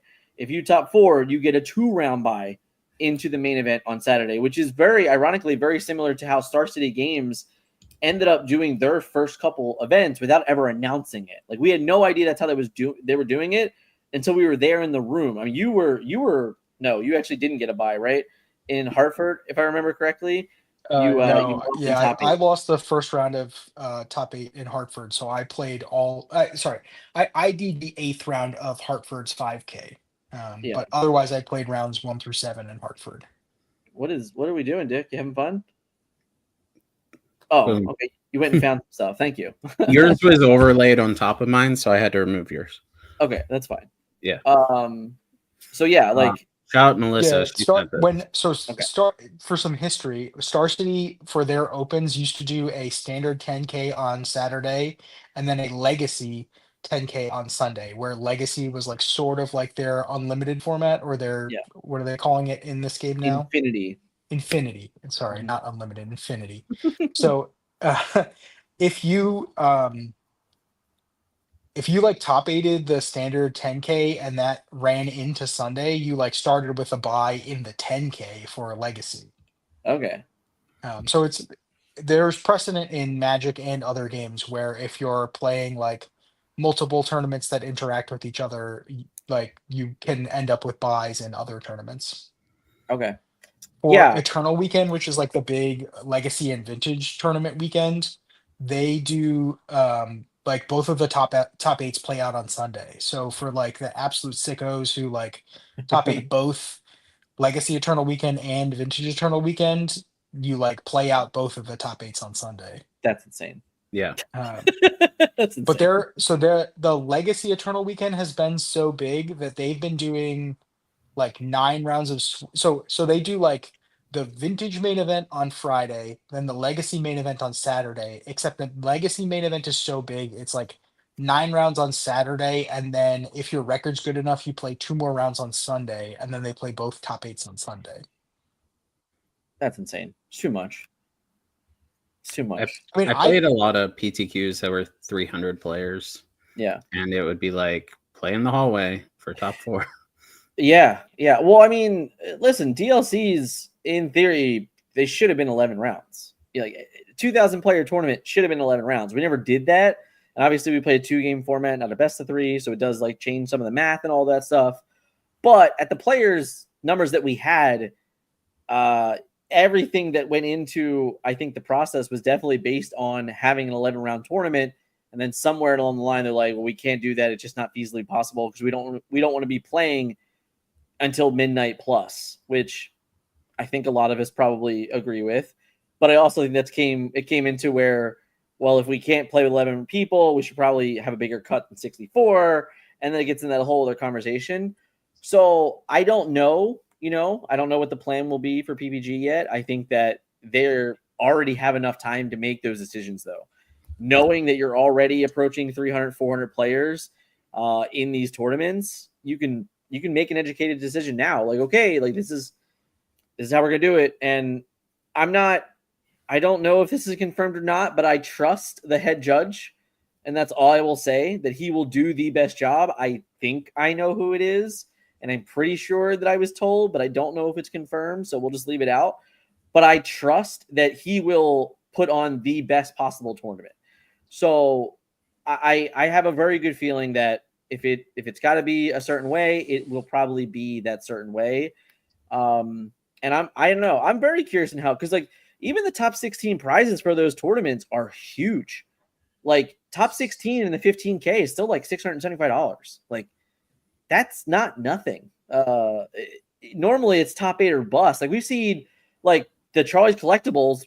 I mean, they had a 300 plus player tournament, and their top 16 was, I don't know, like 3 packs or something like that. Like I think it was $50. It was like whatever it was, like, oh, I'm sorry. It was the World Class Cards event that was like the 5K. And literally the top 16 got a pack of the first chapter. Like that feels bad. So all of a sudden we're talking about this tournament that top 16 is $675. Okay. Like, okay, I can get behind that. We also now know that there's gonna be points involved. Like they said that there's probably going to be some type of point system, some type of invitational system, like something going on with that as well. Obviously, those weren't a part of prizing yet, but we have to assume that that's going to be important, knowing that it's a like kind of a circuit. It is a circuit officially. So I just think that everything they're doing is very interesting. I like the idea that they're going to maybe not spike the tournaments, and they're going to reward consistency. Obviously, only one person can win, but if you can go in and you can play and participate in like top 16, top 8, and win one, like that's going to be better, hopefully, than the guy that just wins one and then does nothing else. Hopefully, like that point system scales to where it, if you get rewarded for having multiple successes in these tournaments. Verse system money, that's OG right there. That's OG right there. I had friends who used to, so Magic Grand Prix were 9 rounds on the first day and then 6 rounds cut to top 8 on the second day. Yeah, crazy. So that would be 15 rounds. Yeah. And pro players would refer to an 11-4 record as like a bread and butter finish, which was like often like a min cash. And notably, that was like my best record across, like I had like 2 Grand Prix where I like min cashed with like an 11-4. That was my best record. So I got like 2 pro points over the course of me playing Magic. But the Magic like Pro Tour had like different levels. You could be like a platinum, a gold, or a silver level pro, where like Yeah. if you hit silver, you could like get an invite to the Pro Tour based on your like 1 invite a year based on your silver status. So you could accumulate being a silver level pro like from getting enough pro points. So you could cobble together enough bread and butter finishes to get a PT invite. So I think it's like, you know, number one, it was not clear how you qualified for Lorcana Worlds. No, we had no idea. It's not like they said in advance, like, oh, if you win, you're qualified or anything like that. Like, you know, we didn't know how many players at Continentals were going to be qualified for Worlds at this time of last year. No. But like, if a system exists and is like clear and upfront, you can understand like what level of effort and commitment and like, you know, what level of skill and luck that you think you're going to need to accomplish whatever your goal is. But I do agree that a system where like it's not just first or nothing or top 8 continentals or nothing, you can have like multiple like respectable finishes and have those combine into the effect that you want, like alleviates a lot of the feel bads. Like Dick, did Like you play all 2 of set mine. champs last weekend or just 1? Me? Yeah. No, I only played 1. 1? Okay. So I played 2, and like especially in the first one, well, I it's actually relevant to both of them. So in the first one, there were like everybody got a pack for being there, and it was a $10 tournament, but there were no other prizes other than the Ravensburger provided prizes. So like my opponent and I in the finals were just like, all right, there's no prizes other than this mat. Like we're just playing for a mat, and Cut it in half. ultimately I won. But like, you know, if you lost, you basically got nothing more than anybody else got for being in top 8. And then the tournament I played in on Sunday, they had arranged the packs in like kind of a weird way where I think first got 8, second got 6, third got 5, and then like 4th through 8th all got 2. And so before we played the top 4, I was like, all right, let's make it so first gets the playmat, second gets 11 packs, and then third and fourth both get 5. And everybody else was like, yeah, okay, that makes sense. Yeah. So, yeah, I mean, like, the secret of what is the deal with like you just got to explain the tournament organizers like, guys, stop doing this. I'm always the one here that has to do it. Like it's the point where I walk in the stores and the TO says, what are the prizes today? But like it also is like, so like I ended up not losing a match on Saturday, and then the only match that I lost on Sunday was in top 4. And the thing about tournaments is like you're going to get to a like single elimination point where like it's like losing or out, and that just is what it is. And you know, basically every tournament is going to go that way, that there's going to be a point where you lose and your tournament's over. And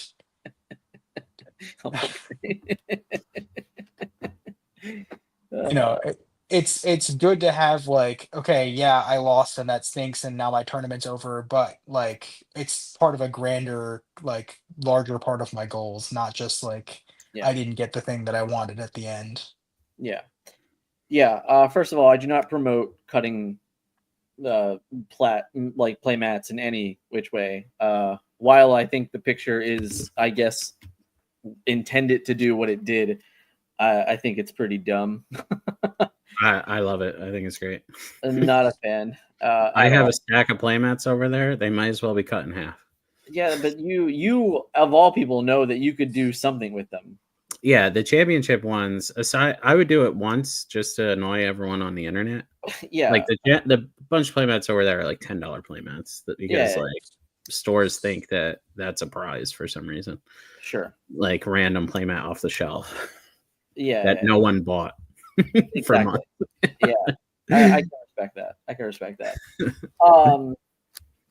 I don't know. The one thing I will say, Nunez, that I feel like we need to circle back to, as we were talking about it, they told us that at Worlds they're going to have information about DLCs.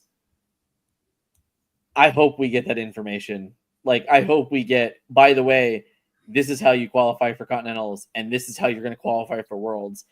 I think that is like the key factor there. The idea that in Toronto you were playing for a Worlds invite and had no idea is like insanity. Like, it's actually insanity. So I literally looked at you guys at like 4 o'clock and said, like, my flight leaves at 7:30. Do you think I have enough time, or do I need to rebook this flight? And it was like, yeah.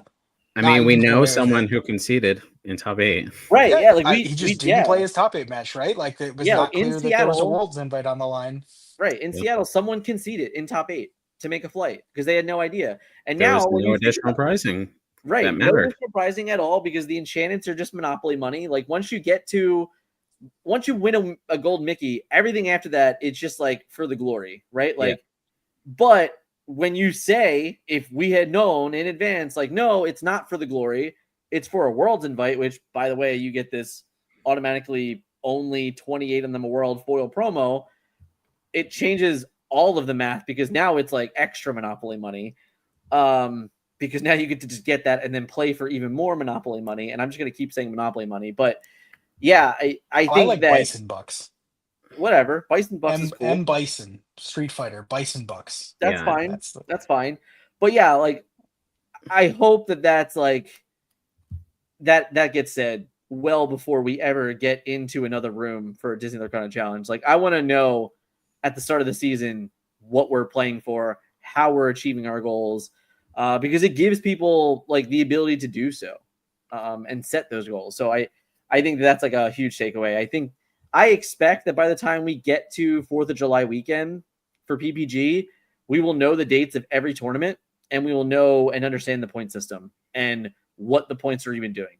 I have a feeling that we will have all of those things in the coming months. So hopefully we get some of that going on for Ravensburger too. That would be very, very nice.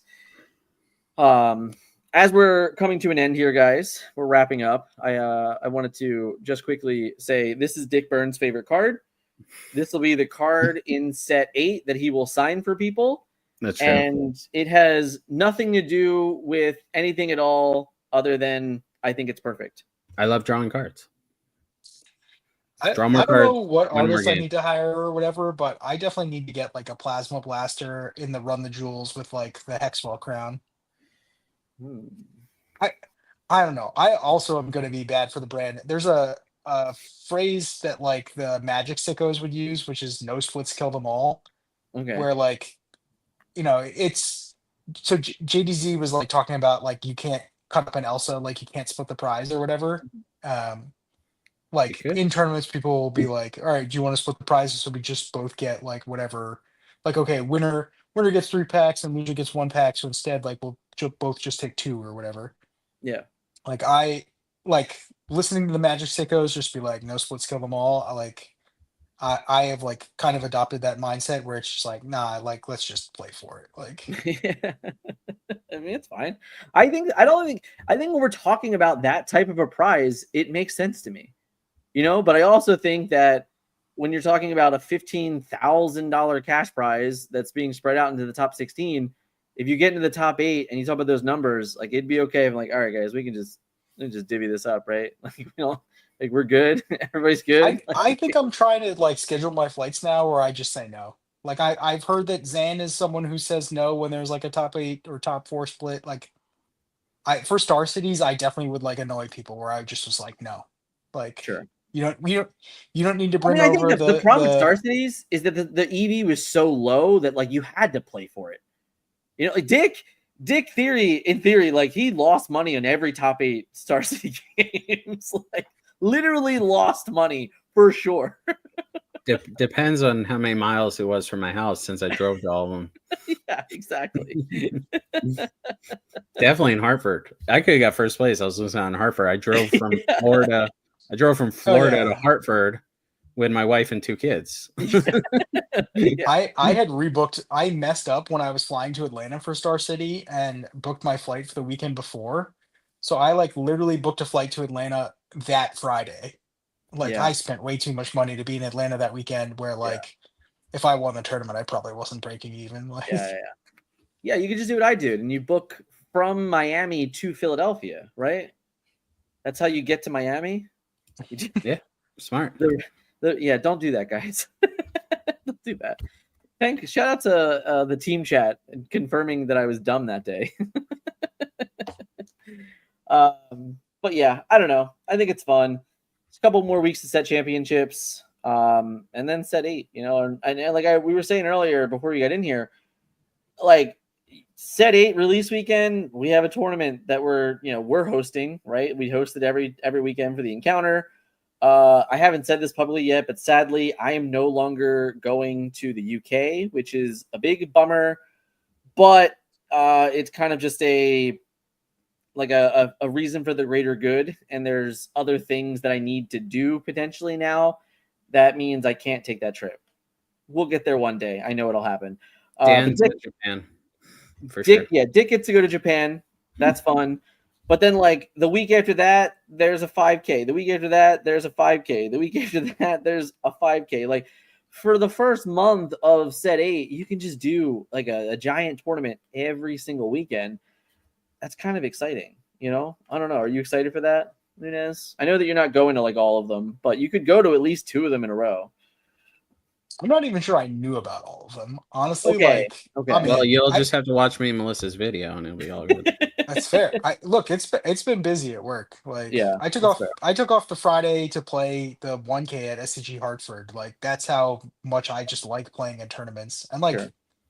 you know, I might have won a Mickey, but like I just don't care that much about the official Ravensburger stuff. Like I appreciate that winning the Mickey like gave me some level of notoriety, whatever, like respectability that people are like, yeah, it's not just that you just like played some Star Series or whatever. Like, no, I like did the official thing, but like I don't really care if Ravensburger's hosting it or PPG's hosting it or Star City's hosting it. Like, I just want to play in tournaments. So Yeah.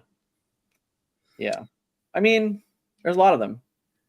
And we also know that PPG will be best of 3. So you don't get cut on your games. good. I know how upset you are when you get cut on your games. I know. Look, right? there have been like DLCs where I like played more games of Magic than I played games of Lorcana that day. Like it's just you guys are not like being time efficient here. Yeah. Before we go, I do want to touch on some of the questions that I said that I would. So here's a couple good ones. That we were leaving. What? I say I felt premature we were leaving.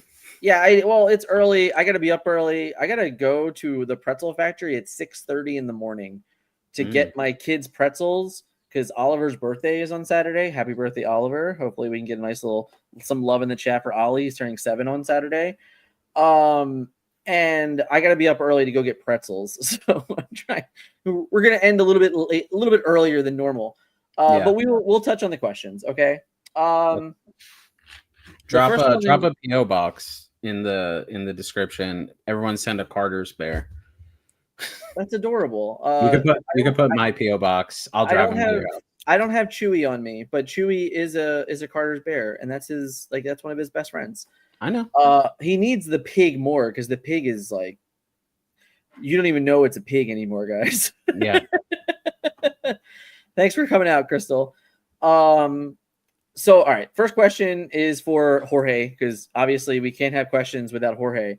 With the upcoming rotation, will you also rotate your Twitch emotes of a card that are no longer in use? Listen, guys, I made those Twitch emotes.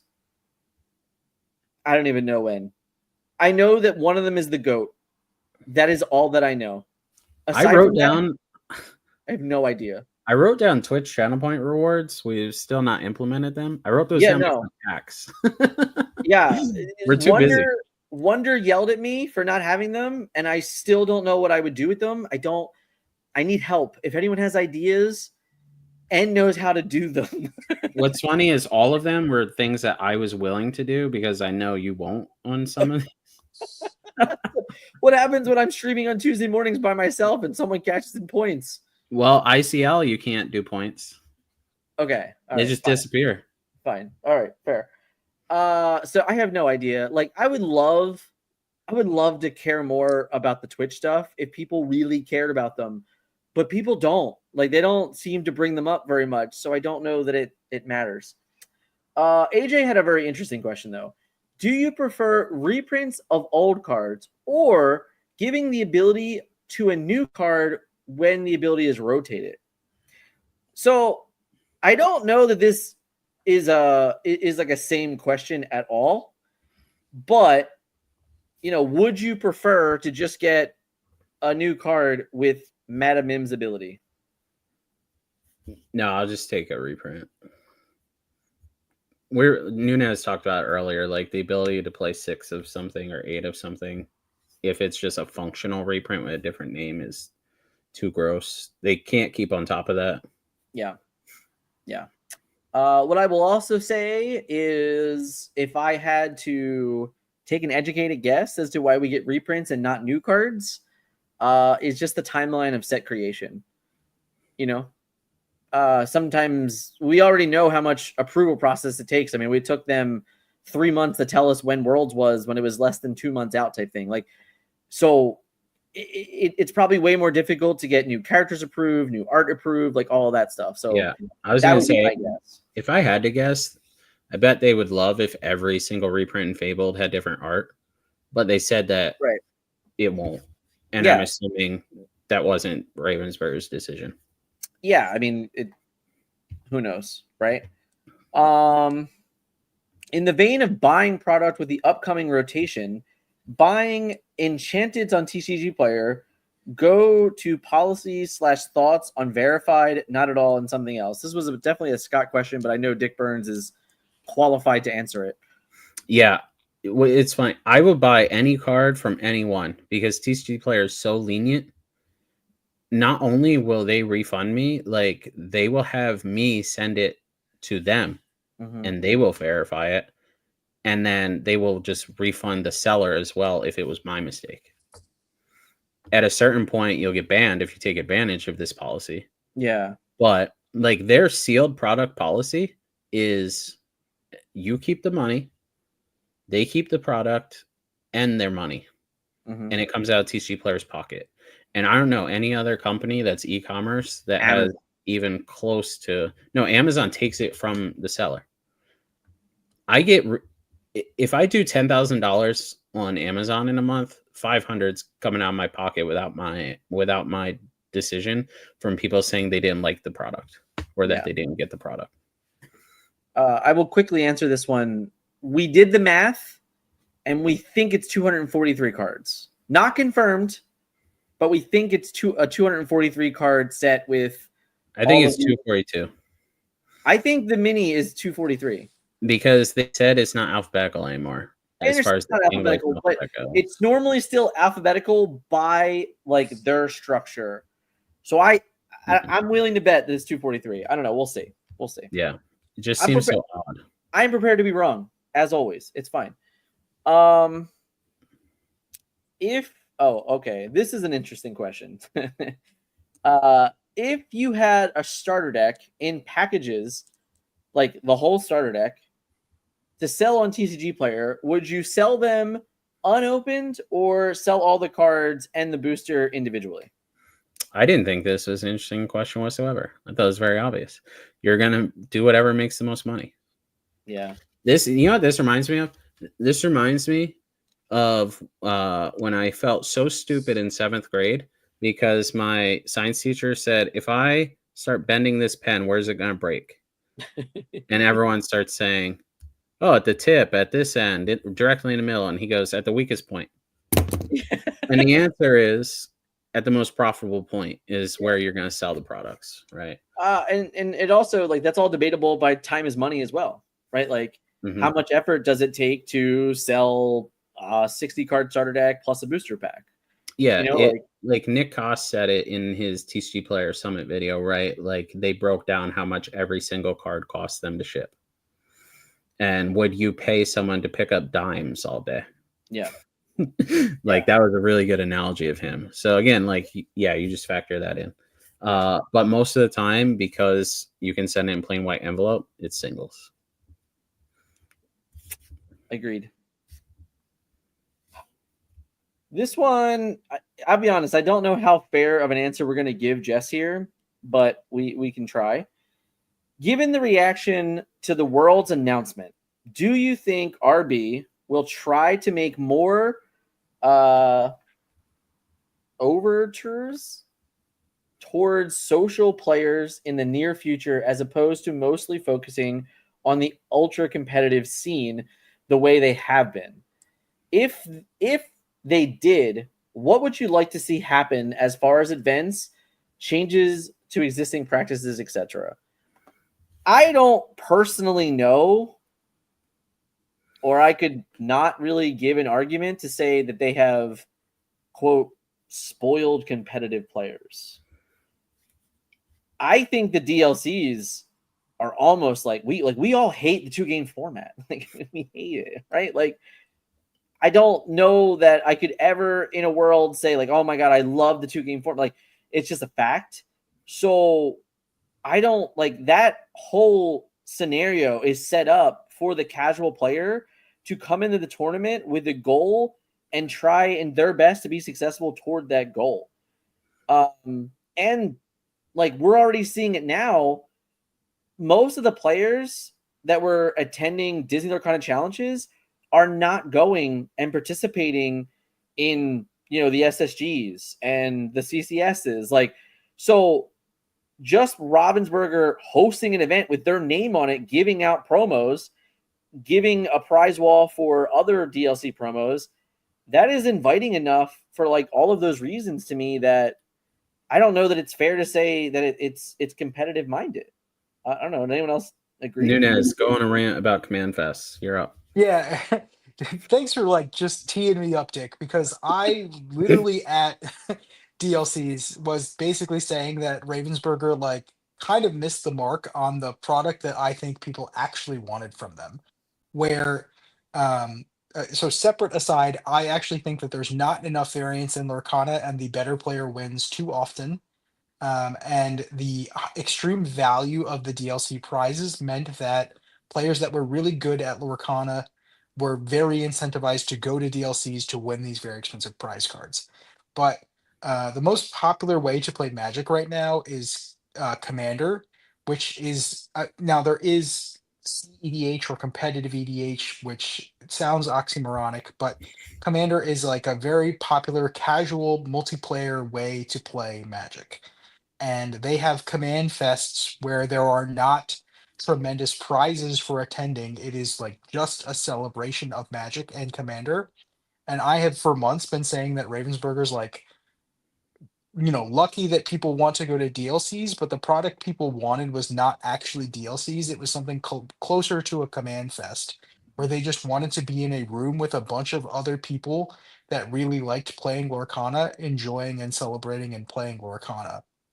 And like, Disney Lorcana. yeah, Disney Lorcana. So it was more that they didn't have a choice other than to go to the DLC Yeah. to be able to play Pack Rush and meet new people and get the DLC promos that they really cared about. It was less that they actually wanted to play in the main event, and it was more that they just really liked Lorcana.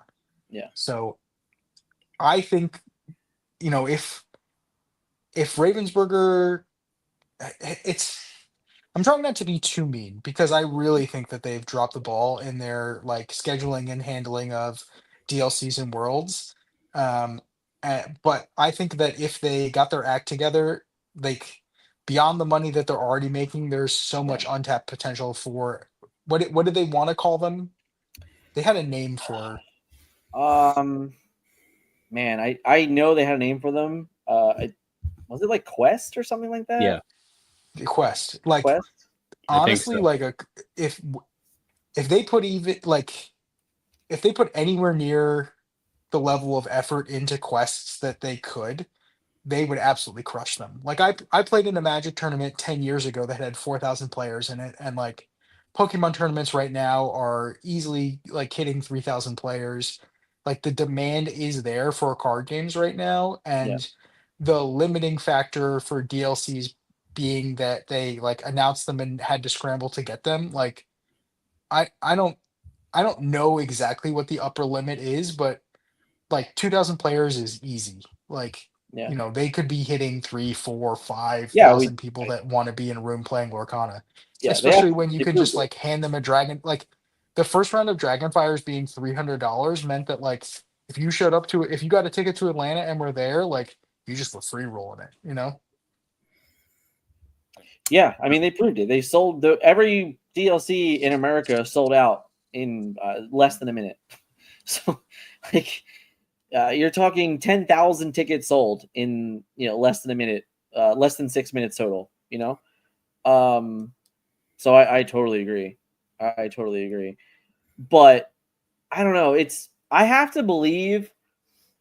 I have to believe that you're right. I have to believe that if they decided that they wanted to do that, it would probably be successful. Honestly, like it's so hard for me to say no. There's no chance. Like I don't. I think that there's a realistic chance that if they were able to do them, they would be successful. I think honestly, that's what they should leverage a Gen Con for, and that's what they should leverage a PAX Unplugged for. Like that should just be a premier thing to get people to come to that convention, and then just like literally give them stuff like, oh, thanks for coming, here's your promo for showing up today, here's like this fun casual event that you can like win some like subsidiary prize. Like that's basically what those tournaments are, and they don't have to pay for a building to do it, like they only have to pay for the space.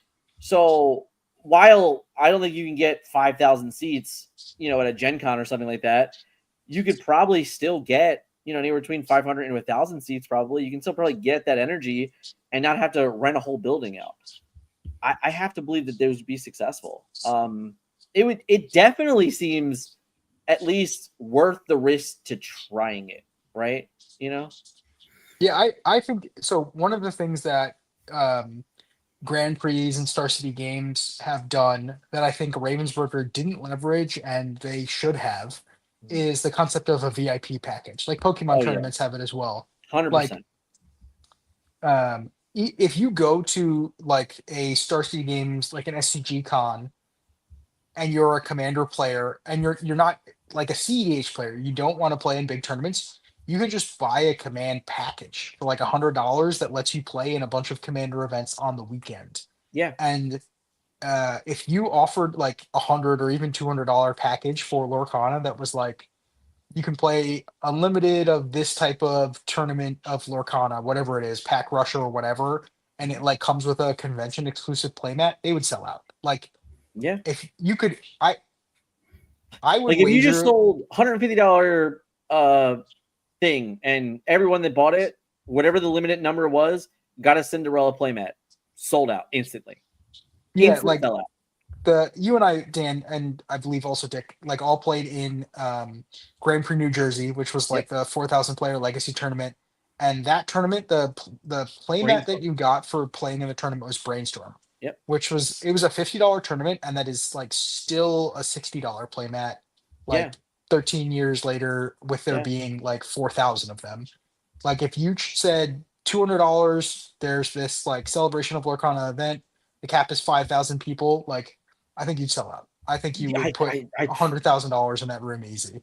Whatever the limit of number of players that can buy the VIP package, there is no doubt in my mind, because even you and I and Dick, we would all buy it too, because it's like we know what it's worth, but it's a casual player's dream. Like, wait, I can just spend $200, get myself a playmat, get myself a couple promos. Like, yeah, like I'll just do that. Like I totally agree. I mean, and like it becomes a destination event. Like when like there's like a level of joy of like even the casual player just being like, yeah, I got to travel to that DLC, but it like makes it a destination. Like you like take PTO, you get a hotel room or an Airbnb. Like maybe you're someone who doesn't fly all the time, and this is like one of your flights for the year, and like you're gonna spend your whole weekend playing Lorcana. Like you know, you go back to work on Monday or Tuesday or whatever, and people are like, "Oh, how was your weekend?" And you're like, "Yeah, I flew to this place, and there were 5,000 people, and I got this cool thing." Like it's a home run, and like I don't think Ravensburger capitalized on that at all. The layup. Look at that. Star Wars Unlimited Fantasy Flight. And I could make fun of Fantasy Flight for days. So like even they figured it out. I think VIP packages are slam dunks. Definitely think they're worth it for every margin of it, honestly. I hope that they exist. I remember back in the day for World of Warcraft, and every Darkmoon fair that I attended, when I sat down for my first round, there was a playmat on my table. Like it was awesome. Like, all right, here it is. Like this is the Darkmoon fair for the season. And there were many seasons of Darkmoon fairs. So over the years, I accrued many of these playmats. But it's just nice that walking in, you can just literally walk out and just be like, okay, like these are all the things I got this weekend. And yeah, we had a buddy, my friend Brian. He went to SCG Hartford and SCG Philly with us. And he did the Command Fest thing. I remember him explaining it to me, and me as a competitive player, I'm like, let me get this right. You paid all of this money to sit in a little section and play for nothing. Yeah. That's what he did. I'm just like, you and I are not and the he same had a person. damn good weekend doing it. Like he had a fun time. Like most social players, funny enough, are not that social.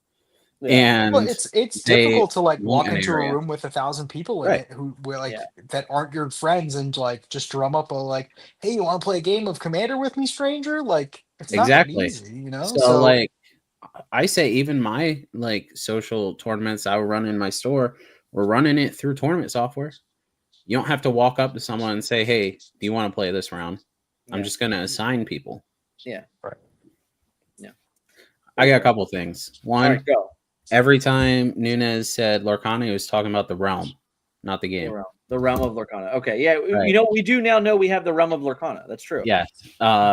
Two, can I name drop Ravensburger employees, do you think? Do you think that's bad?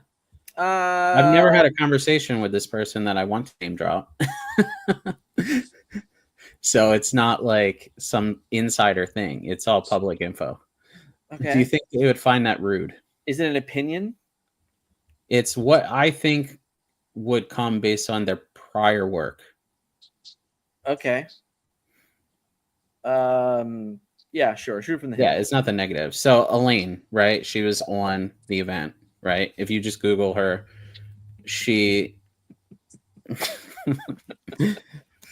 So if you just Google her, I think from everything that she has done, we are going to get some kind of social event, right? I think that she knows it's a no-brainer. I also think we're going to get brand new products for the game that we've never seen before. She was the inventor of dual decks, which is like one of the most successful Magic products of all time. I don't even know what they are. They're two precons. Yeah, it would be like that Elves versus outsold- Goblins, or Yes, Angels and they versus would- Demons, or and the whole deck would be foil, and Okay. it outsold every single precon ever made in the history of Magic. Wow. Basically every time they made one. We could Okay. totally see Lady and the Tramp versus Snow White. Okay. Right?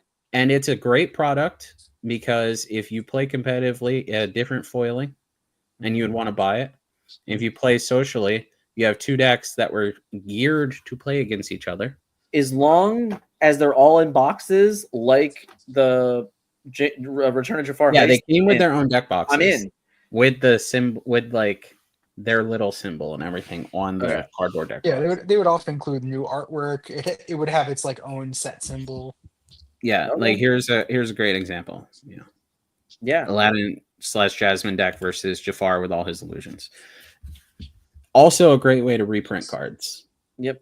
And keep them valuable because it's a totally different style. But anyway, yeah, so I'm excited for the future of Disney Lorcana as well as the realm of Lorcana. The next chapter, dare I say? You could say that. Anyway, that's all I got for that one. I like it.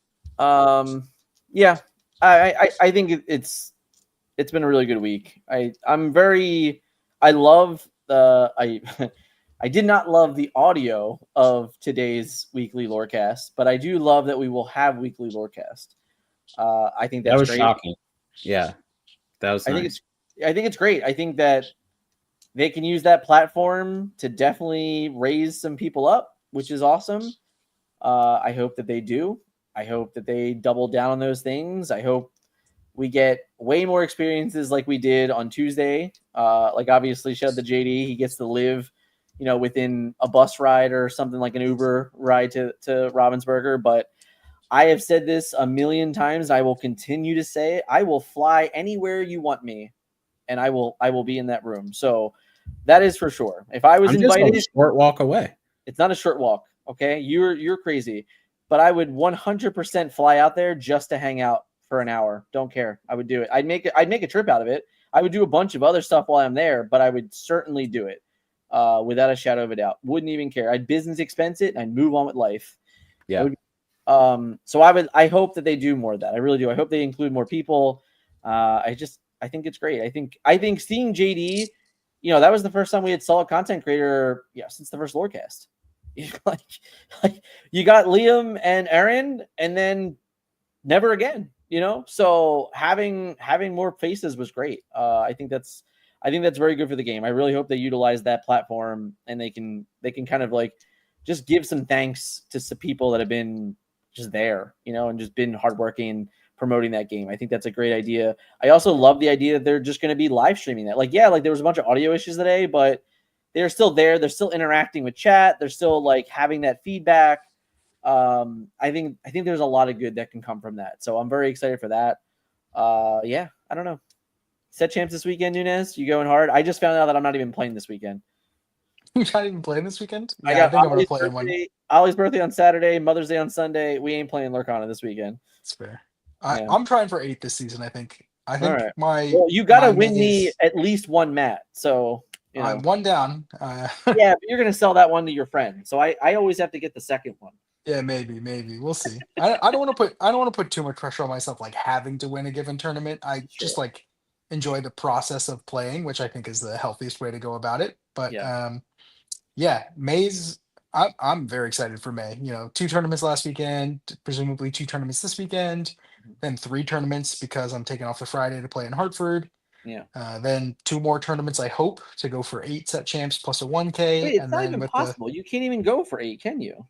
I can go for 8 because I'm not going to Hartford. Oh wait, 3, 4, 10, 11. Okay, there's 5 weekends. My bad. Yeah, 5 weekends. The fifth weekend. The fifth weekend is Jafar. Yeah, the 5th weekend you're coming to hang out with me. Yeah. So I believe there's like 9. So because the Sunday is technically June 1st, I think there's technically only 9 Saturday Sundays in May. Yeah. And I'm gonna play a Lorcana tournament all 9 of them. Okay. And then tack on an extra one on a Friday. Yeah. Beyond like, $8, $10 locals. Like I think I'm gonna play 10. I don't want to call them majors because like DLC are majors, but like 10 reasonably sized tournaments in the month of May. Okay.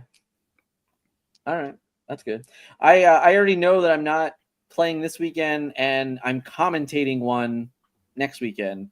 So if there's room, we'll see. But I've already removed myself from half the options. I'm playing in one more. It must be nice that you can walk into a tournament and not feel like you have to win it. I was followed to my car to be told how disappointed everyone was in me for not defending the home store. So I definitely put more pressure on myself about like, not winning. Like I sometimes have the mentality of like, man, I wish this tournament was double elimination because like I was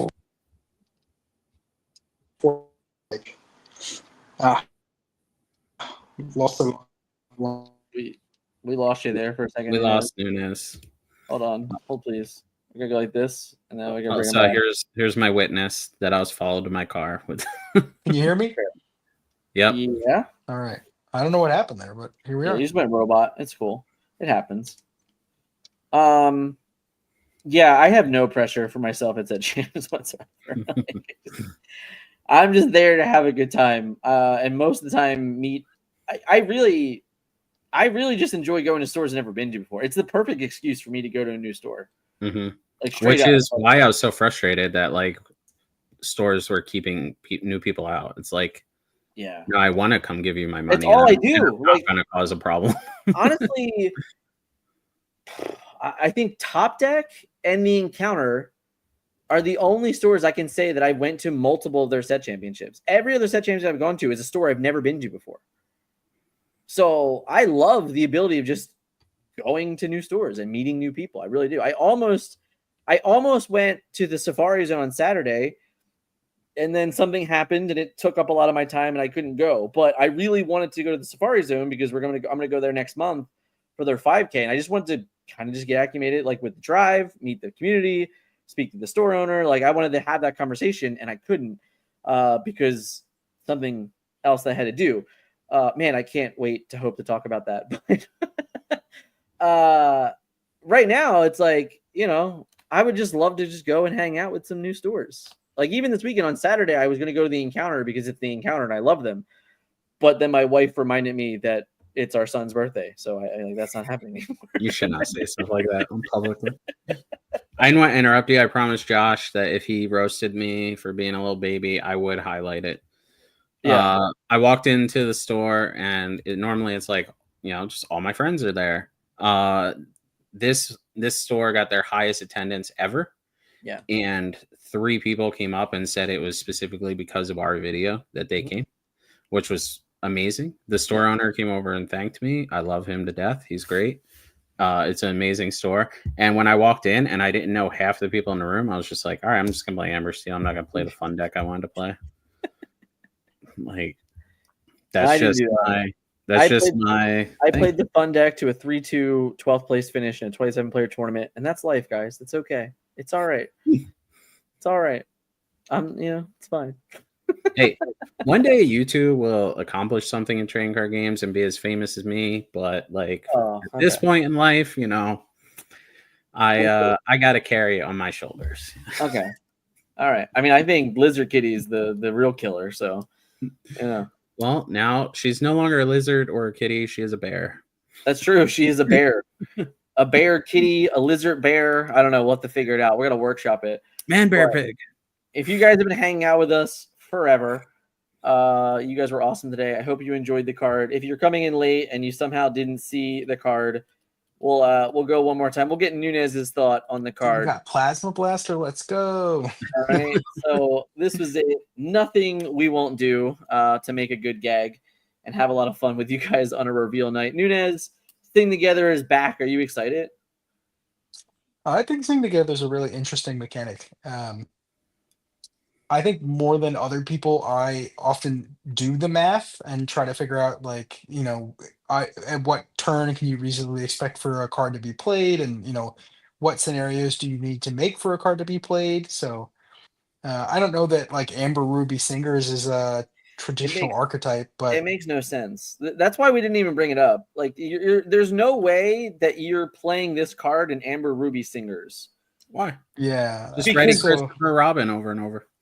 Because like you ready cards, and then they have like the worst stat lines for challenging. So we're not. Yeah, if you play Ursula on turn 2 and then Ariel on turn 3, then on turn 4 you can sing together with those 2 cards and then challenge with and then do nothing. Like just do nothing. Yeah, that's the play. Has there been a new Sing Together card that works with 3-drop Ursula? A lot of them have done nothing by double casting that I've seen. Yeah, I think that's by design. I was going to say, and the point of me asking this is why we need rotation, to open up design space. Yeah, because Ursula double singing won't be an issue when rotation happens. Yep. Yeah, like I said it today, if the Family Madrigal song, if that read for each character in play, draw a card in game 1 lore, it would be absolutely cracked. Like you would just be like, oh, this is cracked, but it doesn't read that, thankfully. Like it's like, no, you got to exert those guys. They got to sing a song, and then you get some payoff for it. But if it read the other way, it'd be like, this is actually insane. But yeah, I agree. Which is funny because Ursula came out, right? Like, she's set 3 or set 4? No, she's set 3. So she's into the Englands, and then everything came out. So I don't know. We'll see. You can reassign the Amethyst song though. You can re-sing the Amethyst song though. It's convoluted, but you can do it. What do you mean you can re-sing it? You just play it for free. How do you re-sing it?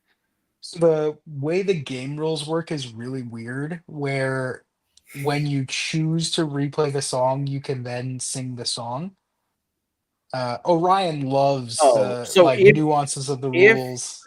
So if everything is untapped, I have an even better thing. You can sing with as many characters as you want. You can sing together 40. I said that earlier. Yeah, I said that earlier. I already knew that mechanic. But you're saying if in Amethyst, well, no, that Alma is. So let's say you have Robin Hood Sharpshooter in play, right? Yeah. And you quest with it, and you reveal a card that's a song, and Robin Hood Sharpshooter says you can play that card for free. Come on, Facebook. You can double sing the song that you revealed with Robin Hood Sharpshooter with Ursula. Okay. Like you are allowed to sing the song that you got off Robin Hood. So sorry, go ahead.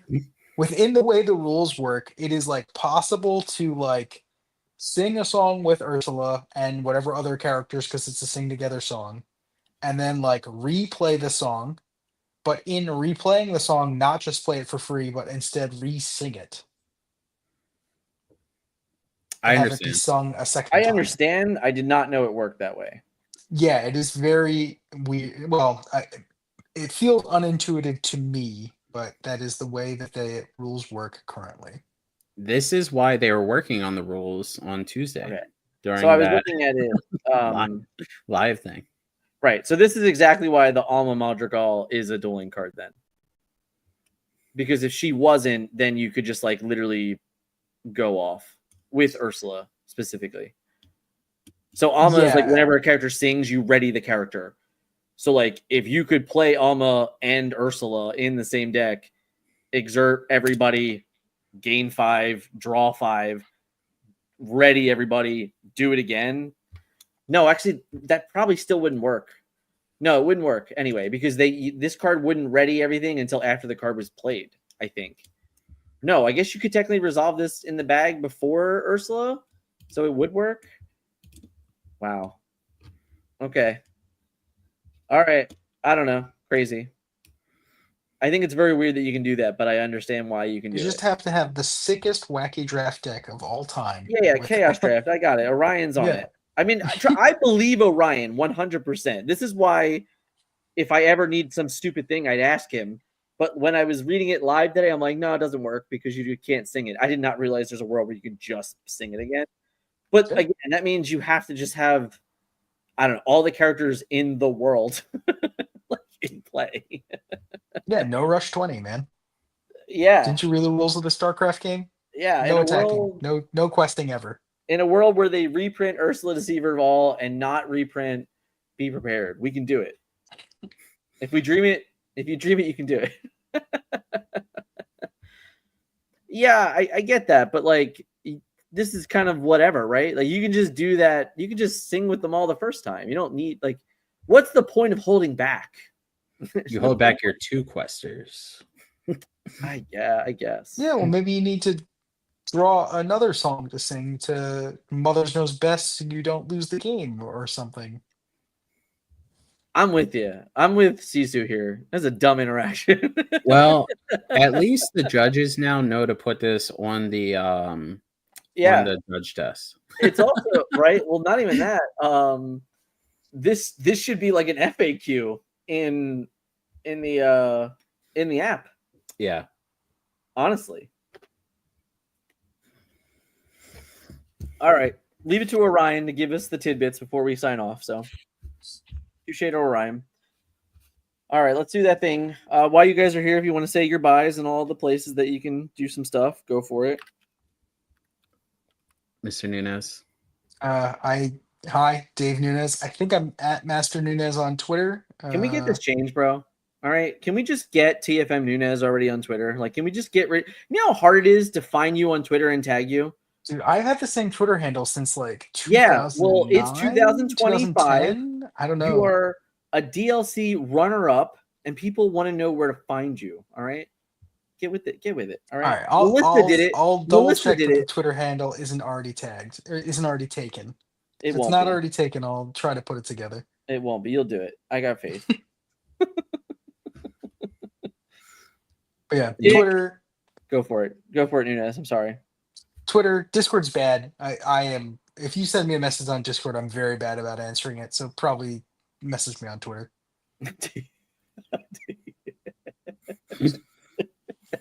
Oh, that's so funny. Look, everybody's getting on it. They're all taking TFM Nunez. Oh, that's funny. That's good You have stuff. to buy it off them, Dan. Oh, that's actually hilarious. So Bidding funny. war for the Twitter. Shout handle. out to Sisu. I was so close to messaging you about the bounty playmat. I was so close. So very close. Shout out to Sisu, though. He won one of those Madam Min playmats. He earned that stuff. He earned it. Earned it. I earned it too. I meant to bring that up earlier when we were talking about value of rotating cards. Okay. I am notable as someone who basically never kept anything that I won, but I bought, and hopefully they'll arrive, Spanish gateways. And if they Okay. arrive and the cards are in good condition, I kind of want to get like the rabbits and foxes graded. Okay. Because I don't think there's any other human being on Earth who has graded Spanish rabbits or foxes yet, and I basically would have like one of ones. So, everybody can have their Grail card, and mine will be that I'll be like the only person on Earth with graded foxes and rabbits in Spanish. You have a PSA 10 Arthur. So I do, but there are a bunch of those. Like it's Yeah, not yeah, like but still. as fancy, but That's fair. Will they be foil? No, they will not be No. foil. no, there's Yeah. no way to get foils. Okay. All right. All right. Well, we are going to send off and we're going to hand over to our friends, Team Rebirth TCG. They are sweet. good friends of Mr. Dick Burns here. It's true. Dick, this weekend, you're vibing, right? Nothing? This weekend, I am taking my kids to a reptile convention. I have skipped it 3 times. It's like once every 2 months. I've skipped it 3 times for Disney Lorcana. All the stores that are this Saturday are absolute trash, and I would never support them for a penny. And so, All right. yeah, I'm gonna take my kids out. I'm a family man. Put them on blast. Love it. It's my son's birthday. I'm vibing. But we'll be back next week. Well, I will be live tomorrow on Wonderland channel on the ICL commentating. I'll be there for the pre-show, casting a match, and the post-show. So you can find me tomorrow night commentating. I keep forgetting. I don't remember who's playing tomorrow. I know it's an exhibition match. That I know. Wait, so it's Team Infinity versus someone. Go. I will also vibe because if I play a competitive card game, I'll get more opportunities in Disney Lorcana. See y'all later. And when I say vibe, I mean the card game. Yeah, I got it. Touche. Happy Mother's Day to everybody. He left. He's out. We're going to start the raid. Send everyone the Team Rebirth. Tell them we said hello. They are great people. A lot of fun. Jake, I don't know who's exactly playing, but I talked to Jake quite a bit. He's a cool dude. And Nunez, as always, thank you. And we'll see you guys later.